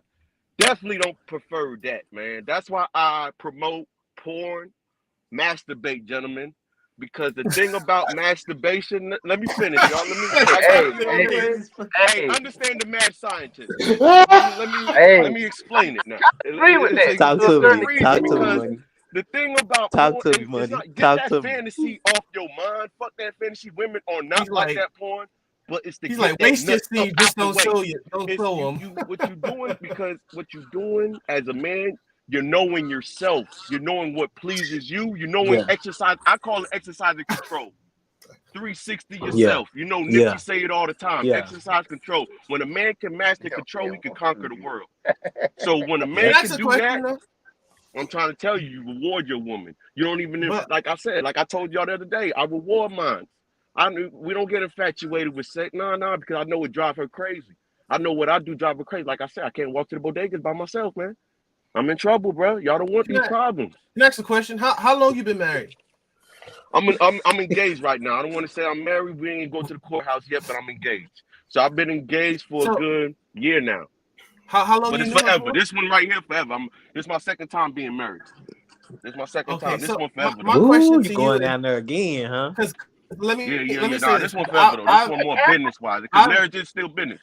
First time I was young, she married me. Like I told you, I don't believe in marriage. But see, every woman I dealt with wanted to marry me, wanted to lock me down. That's the whole purpose, to lock me down. You know, every woman want to try to lock a man down, but they marry me. I don't buy the rings. I don't believe in buying the rings. I don't even believe in weddings and all that. That's a waste of money. They buy the rings because, like I said, I don't believe in them. I tell mine all the time. Like I say, I'm not gonna marry you. You want to marry me? You want to do that? Let's do it. Whatever. But I'm not buying none of them rings. Yeah, mine. Both of them did the same thing. Hold on. Let me say. Where are you from? Philly? No, I'm from Dade County, man. 305. Oh, Dade County. Okay. I don't know. Papa, no. Okay, my thing is like, how long you knew this? Yes, sir. How long you knew this woman? I knew this woman. Shit. Truth be told, this was like shit. This, like I said, I got older, so it's not even about. We met. It was like we met at a concert, and from there, you know what I mean? No, I mean, I'm talking about years. So, I'm talking about years. Yeah. No. I'm talking about specific years. I got engaged with this woman within 3 months of knowing her. You get me? Say, yeah, we gonna get engaged. Boom, boom. Been a year now. Not even a year. It's been like 6 months now, right? And we just going to the courthouse. We just gonna go to the courthouse. We ain't doing no big thing. Yeah, she brought the ring. We already got the, she brought both of our rings. You know what I mean? We just ain't go to the courthouse. So I had somewhat of a similar situation where a woman. No. See this thing. I'll be honest. Y'all say what? I say this is how a man supposed to be. You guys, today's man is blue pill. They not red pill. I'm red pill. You niggas don't know red pill. That's why I say y'all can't time out. No, let me explain why. Time out, bro. Let me explain why. Because you guys want children. It's the man today that want children. It's the man today that want to lock the woman down. Men don't stand. I don't blame you. I agree. No more. Like I said, men don't lead no more. Me, that's what y'all feel as though. But y'all don't know red pill. A man is supposed to want children. I'm gonna say, let me say this. This is the reason why Americans love gangster movies. You know why Americans love gangster movies? Because it's not what they fantasize what they can never be. You can't walk in my shoes. Dude, a man is supposed to want children, though. Somebody said a man has no. Hold on. And you're correct. A man don't want children. A man want to lay down a legacy. And with that legacy comes children. Yeah, a man don't want children. A man don't like to raise nothing. Kids, a man just want to have animal kingdom. You guys, wait, what? Men today are having kids. That's just the animal kingdom. Time on their hands. I say you go to the can I say something? Nah, brother. Because they got nothing but time. Can I say something? They ain't having kids. because it's business. Unless Bro, unless we lay the foundation, then we're gonna have kids in the children. Bale, let me get a Man, word in. you Bale, let me get a word in. now Let you me say talking this. about kids. I thought I you wasn't agree with supposed some to of have your kids. points. Rich But don't, man. don't you Rich don't, let dog. me The say wealthy this, don't, Chief. I should say. Because Fam, rich fam, don't. but you gotta let somebody else talk, fam. Go But ahead. I ain't even. Yeah, let me Go ahead. I'm done, man. You right. No, but you've been going. I wanted to say something. I agree with a lot of your points. I believe a lot of men are blue pill. Everybody got a little nuance of blue pill in them. You know, blue pill is more wishful thinking than anything. Is it believing, having wishful, being optimistic, but not embracing reality? That I understand that totally. And a lot of men want to embrace the idea of what women are than facing the reality. But with that being said, don't you think as though it's a little bit blue pillish to get engaged with a woman 3 months? Like, we're not like back in the days 50 years ago, people used to do that. Like by springtime, like springtime they dated, and by the end of the summer they were engaged. Like, yeah, I see now. I don't have an issue with that. I know people, grandparents that did that. But don't you think now to be with a woman after 3 months and then get engaged, don't you think that's a little bit too much? Like, you didn't vet the woman properly enough. You know what I mean? A little blue pill. Hey man, that ain't even long enough to make sure she's been a man a woman a whole life. You know, these motherfuckers be getting sex games in the 3rd grade. Got it. Got engaged to little Tommy. Got it. You might not even. Can I go? You might not even know her credit score, her debt that she got. Got it. Go ahead. Now can I respond? See what's funny, like I said, y'all claim y'all red pill, but y'all not. Y'all blue pill niggas. Y'all daddy, y'all godfather said alone. When you as a man, you should marry her in 6 months. What are you talking about, you bro? did Shout out to the 3 father. months. Shout That's out to what the we're kind fathers of out there, confused. bro. This Hold on. guy right here talking crazy. Shout out to the fathers out Man there. should wait a year if he want to marry one. Y'all should, nigga, as a man, if a man is official, it don't need to take 6 months to know if you want to marry that woman. It took Hey, you gotta pull the string tighter on your Bro, you can. just said you don't marry women, bro. Y'all not men. That's what I say. Y'all have You gotta pull the string tighter on your can, bro. Don't need to take that long to know if you want to get engaged. What y'all mean? Oh, you don't know if she's credit check, woman check. First All right, of well, all, let me hop in here, bro. Let me hop in. Fantastic. Let me hop in here, as a bro. man, you should even be worried about Please, Yeah, hold dissect. on. Let me. Another thing y'all dudes This follow. nigga worse than Twister. Brother. Hey, move away from the fan, bro. Rhetoric. Yeah, we letting Move you away finish, from the brother. fan. Step away from the mic. Yeah, brother, you. Y'all don't even Step practice. What away I'm saying from is, the mic. y'all don't practice what y'all preach, and But that's the problem. brother. Okay, listen, bro, you just, bro. Listen, man. This is what I'm gonna say, man. Listen, it's each his own. Again, you're a grown man, bro. Do what you want, do what you please. But again, you say you've been married before, and you're getting married again. Hey, brother, more power to you. But you understand you help prove our point, right? By being a statistic the first time of you no longer being married. Why you want to do it again? Who knows? That's your business. That's your prerogative. 3 months. Shit. I'm not in the area. Oh wow! What the hell was that? Oh, you know, What the hey, fuck? Nardo That's one of Wick. his baby mamas. what the fuck is that? That's what. Yeah, Nardo Wick. That's What the fuck is that? What was that? That's what y'all not used to. Mine is my right hand. Mine stay on the side of me. She on the phone, couple minutes on the phone online. Well, brother, But she listen, sounds inebriated, brother. well, yeah, she got. Hey, you know, collect calls. You gotta shout at motherfuckers. Okay, hey, collect calls. Wait, no, collect calls. Bro, that was Whatever. the You know them goddamn that operator was calls, not, man. Let's bro. Please tell me that Man, was this not better that not be no Jeffrey Dahmer shit. What's wrong with you? You know them Hey, goddamn operator. She handle a goddamn bill collector, man. How the hell you dead, nigga? hey, that nigga hold on to her tampon for and shit Spam too. calls because you know spam calls coming too. That's why she shouting. What the fuck? Tighten up, All man. right, man. We'll come back to you, Bilal. We got other brothers in here, man. We gonna get back to you, bro. man. Y'all like and Azrael, it's on you, subscribe man. to this, bro. Azrael, it's on you, bro. Go ahead. I'm gonna be honest. I'm at loss for words right now. I don't know what to say. But now I was just saying what Bob, like that's like so what he said about his woman can't go into the bodega. Like I got a situation. See, that's what I'm saying. Stop twisting the word. Bro. I can't go in the bodegas, nigga. I'm locked down. She married me. Y'all married a woman to lock her down. Bro. Women married me to lock me down. We different. You can't walk in my shoes, boy. We get That's it. what I'm saying. Y'all don't know come back to your big shoe, man. Y'all want a woman that. So Please let me take it. You cut me off. Let me finish. My brother in Christ. My brother in Christ. Please listen to me. Y'all don't even know what y'all want. My brother in Christ. You just admitted. You just admitted. You just admitted that she like made you the like she's the masculine in your relationship. That's what you're saying. Come on now, hell no. What pill is that? What pill is that? She paid me. How can she ever be that? What pill is that though?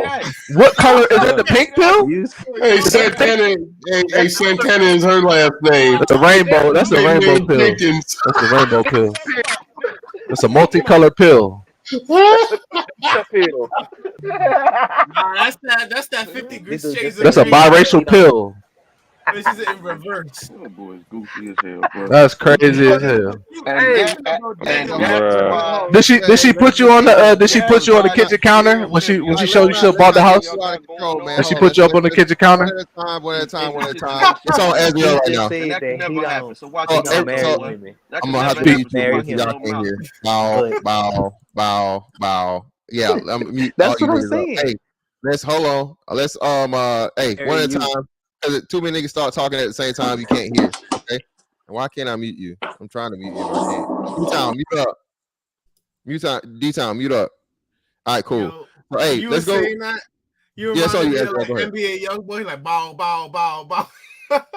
But nah, that's all I really had to say to Ball. Like when he said he can't go to bodegas and whatnot. I had flashbacks of the situation I was previously in where the woman was very possessive and obsessive. Like if she saw me on the phone, she's like, "Oh, who's who's that on the phone?" Or if like we're on vacation and whatnot, and then she's like, "Oh, why are you on your phone?" Or like if I'm going back upstairs somewhere, I see her right behind me. Like, your situation it may not be exactly like what I went through, but for you to say, I put it this way: relationships, unfortunately, is either goes from sometimes from better to like stagnant, or from worse to worser. I mean, there's no such word as worse, but you get the point.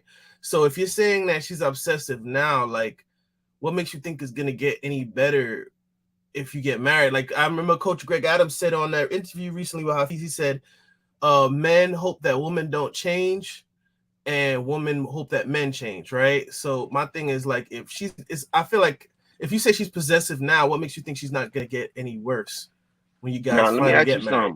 Let me ask you something, Playboy. Why you think a woman is possessive? Because bitches be crazy, bro. Bitches be crazy. Like, real talk, man. What is this nigga talking? I ain't never... No, time out, bro. You done talked enough, man. Hold up, bro. No, you talk enough. It's me and bro talking, so I don't even know who the fuck you is, little nigga. Hey, man, ain't no little nigga, first of all. Hey, get your estrogen in check first. Get your estrogen in check. I'm not gonna fucking jaw jack with a nigga online, bro. Come on, man. Hey, no, you sound real funny right now, man. You sound real sweet right now, bro. Now listen, straight up, nigga. That estrogen is off the level, nigga. Get your hormones in check, nigga. Goddamn. This random nigga just said is correct. Women are possessive because bitches is crazy. Every time she pay your phone bill, you lose testosterone. What phone bill? What phone bill does she pay? My bitch don't work unless I tell her to work, man. I'm the bill. I'm the collector. I get the bread. I'm not 50-50 like you suck ass niggas. Hey, this nigga a city girl. You understand my ass, nigga? You understand me? This nigga a city girl. But come on, fam. This nigga Young Miami. Shout out to SKC for the 5, man. This is why you need it in the spaces. This is another class that I'm clipping this. Feel free, brother. Feel free. All right, it's on. Hold on. It's on. Yeah, let Azriel finish. Then we gotta go to preach. Go. It's on you, Azriel. Go ahead. I want to correct you, bro. Though, bro. Truth is tall as hell. Like I met him. He like one of them Florida Nephilims. Dude is tall as hell. But let me just say this. when it comes to when you talk about women is crazy or whatnot, like I used to think like, oh yeah, she on my dick, whoop-de-whoop, or she want to have my kids, but like it just gets worse because you don't want it to get to a point where it's fatal attraction. You know what I mean? Like on some blank clothes. But correct, but what and rabbits in the boiler and shit. Other than possessive, see, to me, possessive is like that's nothing. Yeah. I know bitches are crazy. She don't trust me. Bitches. Brother, that's you the thing. Hold on. Interrupting. You gotta stop hopping in, fam. Your brother brought in. Brother, you gotta stop interrupting. Let brothers go, man. Everybody let you have your feel. Let them go, and we'll come back to it. Talking about me I and him understand that. Let me and him compute and brother, you stop interrupting, my dude. Bro, you is on Mr. Fantastic shit, man. How the hell you gonna tell this nigga how to run the show, man? Get the fuck out of here, bro. I'm look, man. You done dropped my numbers and everything. Ezra, go ahead, brother. I'm somewhat done right now, but I'm not gonna lie. SKC is right. Like some people come up on here and they act like they on the spectrum. Man. They just can't stop fucking talking. They just talk. It's like they don't know when to stop talking on some. What's that little boy from The Simpsons? He's saying outlandish outbursts and what. But go ahead, bro. I'm done. Hey, preachers on you, man. Go ahead, fam. Appreciate you. It's on you, fam. I'm not gonna lie, man. Like it's the way he was speaking. Like I'm not too familiar with the pills and none of that. But the way he was talking, it's like he was trying to go against certain mindsets. But his mindset is like the average nigga though. Like he's talking about his girl married him, and he was like I'm the prize mentality, which is nothing wrong with that, but. You can't go around saying every dude could be like every dude ain't gonna work out like that. But sometimes if you give her too much power, she just got more ammo against you. Well, let's shift the situation from him again. I gotta be mindful of that and get back to the point of the topic. The topic is Jess Pearly things and her approach and her rise in as far as being a red pill content creator. What you gotta say about that one, brother? I listened to her. Because they got a lot of shorts on YouTube, so I listened to them through those. Some of her opinions, I'm like, okay, she thinks in a logical way, and she talks to other women in a logical way. Yep. I don't really see nothing wrong with what she's saying. Like I mean, obviously she's open to have the conversation or the debate or whatever. She even went on the black channel, on the other black channel. Anton. Anton. Yeah, and she had that conversation, and she stood in the paint, and she got chastised, and she still stood in the paint. And I feel like if she ain't coming out here acting like she better than nobody, being racist, being disrespectful, then it's just an opinion. And honestly, a lot of people agree with it because it makes sense, it's logical. And she's trying to talk to other women, and there's other women that agree with her too. It's just like a shift in thinking, and I think people don't want it to. It's going in a direction people don't want it to go into because it's going to hold women more accountable. In general. Most definitely. Yeah, I agree. All right, Bro Truth, what you got, brother? Bro Truth, you there? Can y'all hear me? There you go. Yeah, you go loud and clear. Go ahead. Yeah, man. I'm just saying, any nigga that's come online and talking about. Nigga, I jerk off, nigga. I use porn and say that shit proudly, bro. You need to look at nigga sideways, man. Straight up, dog. I mean, I hear advocating for porno uses, bro. That shit weak as hell, dog. Like, come on, man. Ain't no real nigga that should. I mean, if you do what you do, go ahead, man. But you should be no goddamn advocate. Yeah, nigga, I jerk off. Yeah, the Jerk Off Association of America, nigga. Like, what kind of shit is that, nigga? The Lubriderm and Jergens niggas. The Lubriderm and Jergens. Yeah, nigga. For real, nigga. Yeah, nigga, I'm a fucking official Jergens goddamn representative, nigga. Jergens affiliate, nigga. Unpaid Jergens affiliate, nigga. Yeah, man, fuck out of here, man. That shit weak as hell. What's he got as far as Shorty, Jess Pearly? Hole in the Mattress Society of America. I think as far as Jess Pearly things, I watched some of the interview. I got to finish watching the whole thing, but as far as Jess Pearly things, I think she's I guess a good contributor. She's a good content creator. I don't think she has the captivation and effect that a bad bitch would have saying the same shit. That's the thing. Yeah, she is kind of on a goddamn WNBA side of things, you know, as far as Rebecca Lobo Jr. out there. Yeah.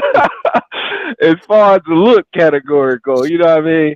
And I think from a from a content perspective, she got good content. You know what I'm saying? She out here, you know, staying consistent with it too. I don't think a lot of when females come to the red space, I think a lot of popularity is wrapped around their appearance. I mean, that's pretty much obviously the case. Man, and listen, bro, that's what I was trying to say, man. When we brought this out, and that was my major thing with, and Jessica X dropped out. Shout out to Jessica X. But that's what I was trying to say, right? So we got to start giving brothers credit, man, and start holding brothers accountable at the same time. Now, you can't say that, oh, y'all just listening to her because she got titties and she got a pussy and you niggas want to fuck and all. No, because that's not 100% of the time. That's not the case. Okay, but if the bitch look good, if the bitch is on some Melody Monaco, on some Six the Goddess type shit, y'all niggas won't fuck. Okay, let's not front. What's the other Melanie King? You niggas won't fuck. You see a pretty face or whatever, and again, there's a part of you that what the thirst starts rising. Okay, I understand it. I feel you. And as a man, I'm not gonna shame you for that, bro. Again, heterosexual, hey, 2022 all the way, brother. Hey, you know what I'm saying? You know, hey, women first, nigga. Women first, women only. All right, so I'm with you, but at the same time, as a man, as an adult man, responsible adult man, you should be able to separate your urge for the thirst for what the message that she's saying. Oh, well, she's saying the same thing a nigga's saying. Well, yeah, she's saying the same thing a nigga's saying, but at the same time, why aren't you that nigga that's saying it to take her place? And my point is more dudes got to get involved with the message, man, and deliver the message. A lot of you brothers that support out here, hell, y'all just as good or better possibly than me. You know what I'm saying? Or anybody else. So the big guys that are already out here. So why aren't you getting involved? And that was my point of the whole thing about, oh, women in the space, you let women in. Well, brother, again, if you don't like that or you feel like you can do a better job, jump in, nigga. You know what I'm saying? Why is your voice not being heard? Why are you limiting yourself to the comments and the comment section? You know what I'm saying? Or the chat, or whatever, right? And that's what I'm saying, bro. You got to understand that when you're trying to make something like this happen, this move, and make this conversation happen, you're going to have people from the other side in order for it to be heard. Otherwise, you're just going to be seen as a man as complaining, even when you're not. No matter how much facts, data, and shit that you give, right? Oh, you niggas can't get no hoes. All you niggas incels. All you niggas hurt. That's all you hear as a man, right? If you say anything critical about a woman, no matter how truth it may be, you even have some men, a lot of men, oh, nigga, you blue pill, nigga, you weak, nigga, you this, you that. And it's like, bro, no, that's not the case. It's just the fact the man's fault. Yeah, I'm a man, and bro, I'm voicing my opinions. I'm voicing my gripes. I'm voicing the issues I have. I'm voicing the shit I don't like. But when you constantly got all of this pressure from every side that's telling you don't speak about it, don't speak about your experiences, your negative, you know what I'm saying? Just make it seem like you out here fucking hoes and you ain't never lost, and you know what I'm saying, you ain't never been turned down. Yeah, you 8, 9s, and dimes. That's all you dealing with. Like, bro, that's unrealistic. And then, like I said, what happens is the stuff that needs to get talked about never gets talked about. But whoever wants to go now, just go ahead and go. Can I speak to that real quick, Mr. Fantastic? I was watching another content creator today. He was talking about Andrew Tate. Do you know that they literally took out like all process payment systems? They banned him off of Uber. They banned him off of literally everything impossible. Damn, Uber? Yeah, they banned him off of everything like Facebook. Damn, the nigga can't get a ride? Hold on, yeah, Uber, that nigga Uber, nigga, the nigga Uber Eats, nigga, he can't get no Uber. That nigga completely canceled. Let me get y'all bro, they even canceled that nigga library card. Romania took that nigga library card, bro. They literally can't cancel anything fathomable you can imagine. So let me just say this: they also tried to pull a Kanye West on him, but they refused money in all the UK banks. Right. So look, let me say this: all his accounts got froze. So let me say this. Do you think this is the first sign or the first time we didn't seen the mark of the beast to be on Earth now? You get what I'm saying? As far as what the biblical way say, you won't be able to trade, you won't be able to. They'll Nigga, just what? basically.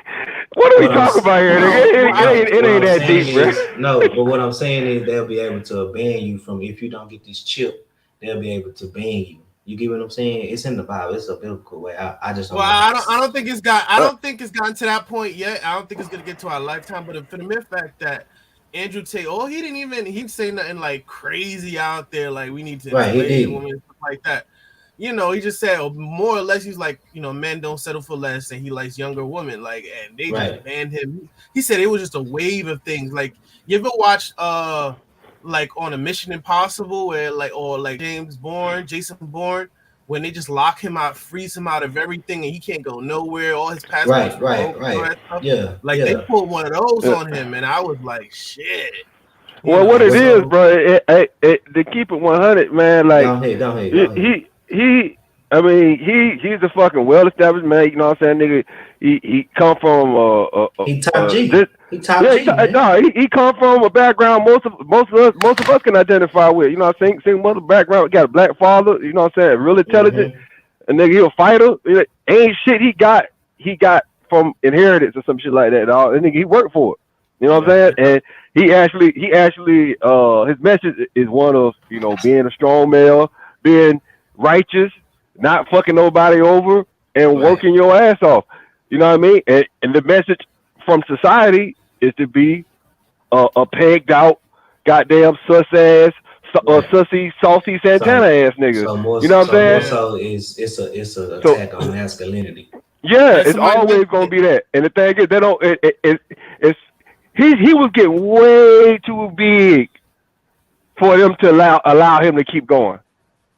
Worldwide, this motherfucker, he had more Googles than anybody. Like, he was the most Googled man. That's huge. Yeah, that is huge. And that goes everything. Hold on. Who? Andrew Tate. Andrew Tate. At one point. Yeah, at one point. At one point, he was the most Googled man. Nah, hell no. Fuck no. But nah, man, like that shit right there. The system can't let that shit ride, bro. Like they got. And bro, truth, I'm glad you said that, and that's what I'm trying to tell you guys, right? So, and this is the problem, and this is as to why you need allies from the other side. Because shout out Fantastic with the new mic, man. I see you. But go ahead, keep going, brother. This ain't new, fam. This ain't new. Oh, okay, okay, buddy. But nah, so this is important, bro, because they can't attack just pearly things the way that they can attack a man saying the things that Andrew Tate said, right? Right. Nah, facts. Too much power in what you're saying, bro, and it's attracting again. The first thing they say, incels, and then they turn it from incels into, you know, violent young men that want misogyny and all this other shit, right? Yeah. So I'm telling you guys, man, this whole red pill thing, bro, is making a major move in society, and you know they don't want that raw masculinity, bro. They don't want it.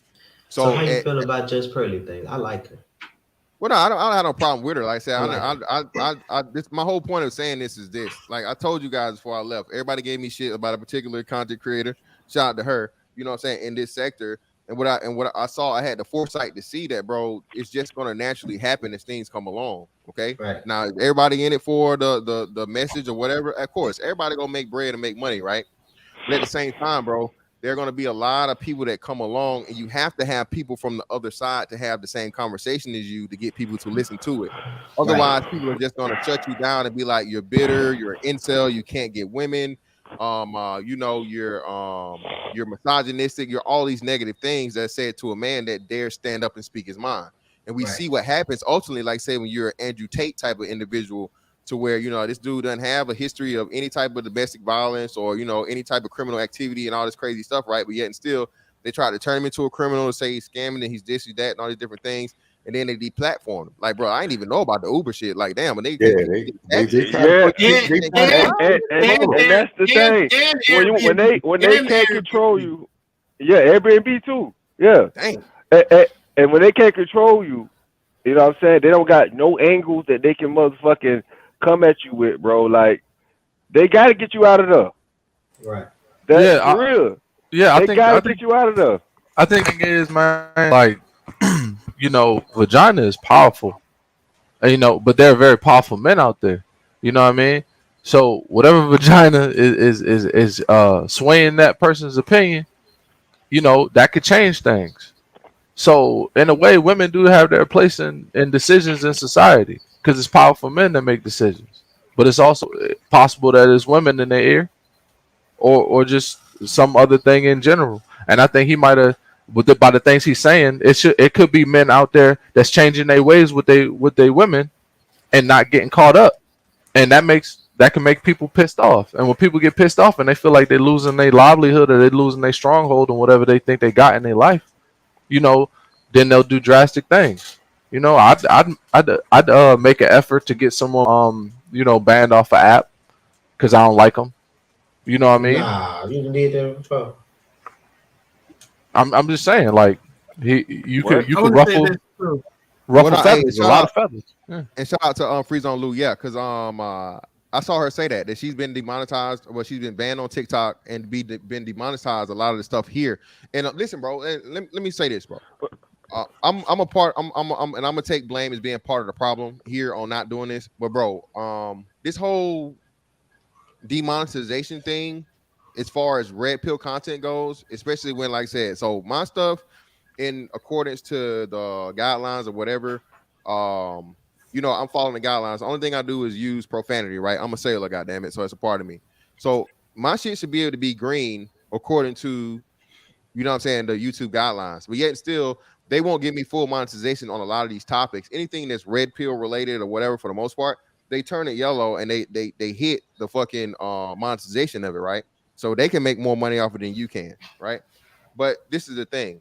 We have to start literally, and this goes out to all the big motherfuckers like Mr. Beast and even though he's not red pill content or whatever, right? But it's all these red pill content creators and stuff, bro. Andrew Tate, even though he's deplatformed now, bro, it's on them to lead the charge and taking this shit legally, bro, to court about them being able to do this, bro. Because you can't. This shit is illegal. You know what I'm saying? Which is what he's doing right now. Well, yeah, he said it on Valuetainment's interview. Yeah. But my question to you, Fantastic, I don't want to interrupt you, but do you feel as though, if, you know, rest in peace, Kevin, if Kevin would have stayed longer, do you think it would have gotten to that point with him as well? Because I was thinking about that last night. Well, I can't really say because of Kev's ability to know how to deliver the message. And I don't know what type of connections he had outside of, you know what I'm saying, I don't know what type of connections he had behind the scenes. I don't think the thing is, man, what they're definitely scared of is masculinity. Yeah. And Kevin did not exude that, bro. Straight up. So he's not that much of a threat because he's not really out here saying men need to motherfucking know how to take a punch to the face. Men need to motherfucking, you know, be out here getting their hands dirty on the daily. Men need to motherfucking toughen up, you know. But he was saying that. Yeah, I mean, but the thing is, though, but check it out. Let me finish, man. There's a huge difference between the persona that Andrew Tate has and the persona that Kevin Samuels has. It's a whole different clear. Approach. It was a whole different approach as well. Too. But you see what I'm saying, though. The difference is clear.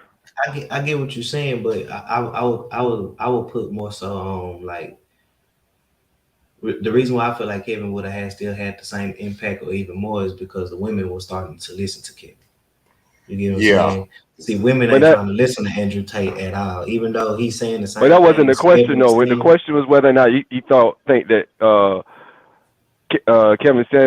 Kevin Samuels would have got canceled.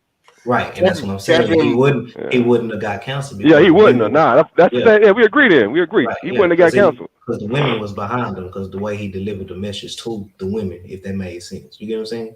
Andrew Tate was more so just, you know, too much aggressive. I understand where you're coming from. He's saying the same thing. It's just it ain't suave like Kevin is. You get what I'm saying? And Kevin had that platform, bro. He was bringing in that money. He was, you know what I'm saying? you couldn't really get rid of him either, or you was gonna hurt your pocket. So you get what I'm Man, saying? they don't give a fuck about that shit, bro. As far as like getting rid of people, because the thing is, Andrew Tate was bringing in all kind of dope. Andrew Tate, they had Alex Jones. They had Alex Jones. Yeah, go ahead. What the thing is though, the money that they make on these platforms, like the huge creators, they don't give a fuck. The message come first, dog. It is an agenda that has to be pushed. They already have enough money, bro. People, the powers that be, people in these at these production companies and shit, bro. The motherfucker that's pushing this message, they don't give a fuck about that. Yeah, Bro Truth is definitely right about that, man. Another big one too that constantly deals with this is Tim Pool. So Tim Pool, like you said, bro, they generate hella money and revenue for YouTube, but it's certain stuff, like I said, messages they don't like that doesn't go with a political narrative or just a message or whatever their core beliefs may be. They demonetize some of their stuff too. Now they're not demonetizing them completely and totally, but and Tim's a whole hoe. Yeah, they tell you, bro. They have to be careful and they have to constantly fight. The only reason why a lot of this stuff stays up is because they have a legal team that fights YouTube. It's like, well, okay, well, you claim this, you hit this, you said this, but in the guidelines it says such and such. And the part that happens is like, a lot of those people, the lower tier people, don't have teams that dedicated just for that. Another person they did it to was what's his name, the Louder with Crowder.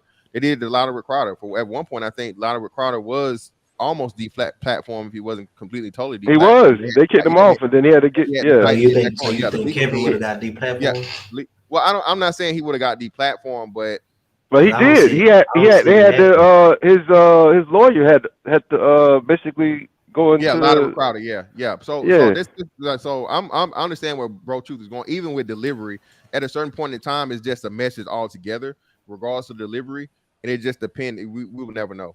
Honestly, like I said, me personally, like I said, the way Kev moved and the way he had to understand it, like I said, more so with him, I think would have been a connections type thing. Who he knew, what we didn't know he knew, that would have kept him good. But at the same time, if the message gets so far along, bro, I'm telling you, they're really, really coming after all these quote unquote red pill content creators. They are. So let me say this. Yeah, it won't be too long before SNF is goddamn thrown out the window too, nigga. Yeah. Mark my words, bro. It won't be too long, dog. Them niggas is walking a fine line, bro. But I feel like they message just getting watered down anyway. They gotta do something different. It's not getting. I mean, it's getting new people. Bro. That's why you're getting new subscribers. But but this is what I was gonna ask the panel as well. So how y'all feel about Yay? I think Fresh and Fit, man. At first, I was looking at them like I didn't know what to think. Because they was giving off vibes like they was just angry, like especially the light skinned brother. What is he fit or fresh? He's fit, right? Like dude, yeah. He almost seemed a little like Myron. Yeah, he almost seemed a little like overly aggressive when he was he seemed a little overly aggressive. like he was trying to like be too like in your face with the women, like pushing the points home a little too hard. Like it was a lot of aggression with it, so that threw me off. I was like, you already kind of a tall dude. Just tell him straight up, and that's enough. So that kind of like threw me off. But other than that, I feel like they're not harmless either because all they really care about is the women. At the end of the day, they getting something they didn't probably get before that much. And I think honestly though, I don't blame him, bro, because if you had to deal, if your job was to deal with a whole bunch of fucking bitches, ratchet asshole every day, dog. Right. Every day, nigga. Every day you gotta deal with a gaggle of stupid bitches, bro. Yeah. Your patience will run thin. Like day 2, nigga. You be ready to kill a bitch. And then it be logical things that they're trying to argue with. And as men, we just don't. But no, my bad, bro. No, go ahead. Bro. If he changes the type of women on there, then what's gonna happen? Exactly. Check it out. Hey, that's what niggas turn into. But look, he's been doing it. But that's what makes their show work is that you gotta have the hood rats on there. Yep. You gotta have the ratchet broads because that's what bring the people in to watch it and to see how you tame that wild lion, Yeah. So you put women on there that act like they got sense, nobody really wants to watch that. Like they want to watch the Bonquishas and the cinnamon and strippers. You know, but you'll think about it. You'll see girls on there. man. Okay, but you'll see girls on there that they'll say, I got a master's, I got my doctor's, and they'll be saying the same rhetoric as Keisha right there by her. You get what I'm saying? Yeah. And they even be going even more harder, like, nah, I won't do this and this, that. I ain't whoop to, you know what I'm saying? One thing I can say, go ahead, bro. The ghetto ones be the ones that surprise you and be like, well, yeah, I do agree with Myra, you know, you can't just do certain things. You know what I'm saying? Yeah. One thing I can say about they show that's beneficial, bro, is that hoes be exposing themselves so fucking much. So much, bro. You know what I'm saying? Like, and you get to see, like, okay, how the dynamics be for real, dog. Especially when they be talking around us bitches, and you know, it is eye opening, bro. Like, you know what I'm saying? Yeah, facts. Yeah. Well, listen, man. I don't want to turn it into the whole critique of those guys. Yeah, facts. Shout out to them, boy. Yeah, shout out to them, man. Success. Road to $1 million, for real. Y'all been doing y'all thing. Yeah, that's that. Again, that's there's a market for everything, right? That's their market. So right. I'll say that. And you just like say South Miami and everything, like, you know, okay, come on, bro. But that's what I'm saying. But no, so, and she actually brought that up. Well, she didn't. She mentioned the regular. She talked about Miami in comparison to London, right? So my whole thing is this, bro. Just Pearly Things. Again, shout out to her, Rebecca Lobo Jr. You know what I'm saying? Shout out. You know what I'm saying? Shout out to her, man. Because Joanna, man. Yeah. He's needed, man. And that's what I was trying to tell you guys a long time ago. You know what I'm saying? Before the shit even started, and everybody's so worried about, you know, women in space. First off, my nigga, this is the internet, okay? Nigga, you don't have a firewall. You don't have a for real. You don't have nothing in existence, nigga, that's gonna keep the women out, okay? The thing is about you being able to control the women you allow in and the women you support, okay? And that's what I'm telling you. If y'all let it just be big booty, pretty face, big titty bitches that's out here just repeating everything a man says with no substance behind it, well, that's on the men. That's not on her. You allow her to get up in here and do it. Mike, go ahead, bro. The truth. You got it. But nah, that's funny. That's funny that you mentioned that, bro. Because I be hearing that shit. We talk about the manosphere. We can't let these guys girls into the nigga. Anybody with a fucking phone and a microphone can hop into the manosphere, bro. Ain't no goddamn guardians. You know what I'm saying? That should be fucking trippy the fuck out, dog. And niggas be trying to be like, oh, the manosphere, this manosphere, like, bro. You can't control that shit. They be like Game of Thrones. Do like protect the realm, protect the realm. Man, like come on, man. Like, you know what I mean? Hold on. Yeah, it ain't no way you can kick somebody. I try to prevent somebody from coming into the space, bro. Like that's what I was saying, man. That was my whole, and it's just, you know, again, Fantastic was right. I told you niggas this shit was gonna happen or whatever. And again, bro, you gotta embrace it. Again, embrace the shit. And control it, curtail it, make sure that it's been done properly. If she get on some bullshit or whatever, bro, by all means, it's your job and your place. Just like we got criticisms of Fresh and Fit, right, or whatever. Give your criticisms, and if she get too out of control, bro, hey, she has to come to task with that. Hold her to task, bro. You know what I'm saying? But don't just be like, oh, she got a pussy, so fuck her, fuck that bitch. You know what? You know what I'm saying? Or whatever. You know, I can't trust her, can't believe nothing she say. Well, no, brother. Again, shots are. I don't like girls. I like boys. Yeah, man. That's she bleeds. And I'm telling you, send man, her out. Banish her. We really don't want that. Banish her. Yeah, we really don't want that type of damn energy, bro. Because you don't want to be, you know what I'm saying? You don't want to be typecast as the Andrew Tate followers and all this other shit and this weird shit, bro. Because again, the message is important. That's the most important thing, bro. It's not just for us, because a lot of us know. That's why we're out here talking. That's why we're out here trying to tell brothers, the ones that are gonna come after us, so they don't have to go through the same shit we went through, man. But damn, Ennis was up here, but he dropped down. But I greatly appreciate y'all pulling up on me, man. As you always know, man. Hey, shout out to everybody I had in the building. Make sure y'all hit that like button on the way out. And that's that on that one. I catch y'all on the next one, man. Holla. All right, take it easy.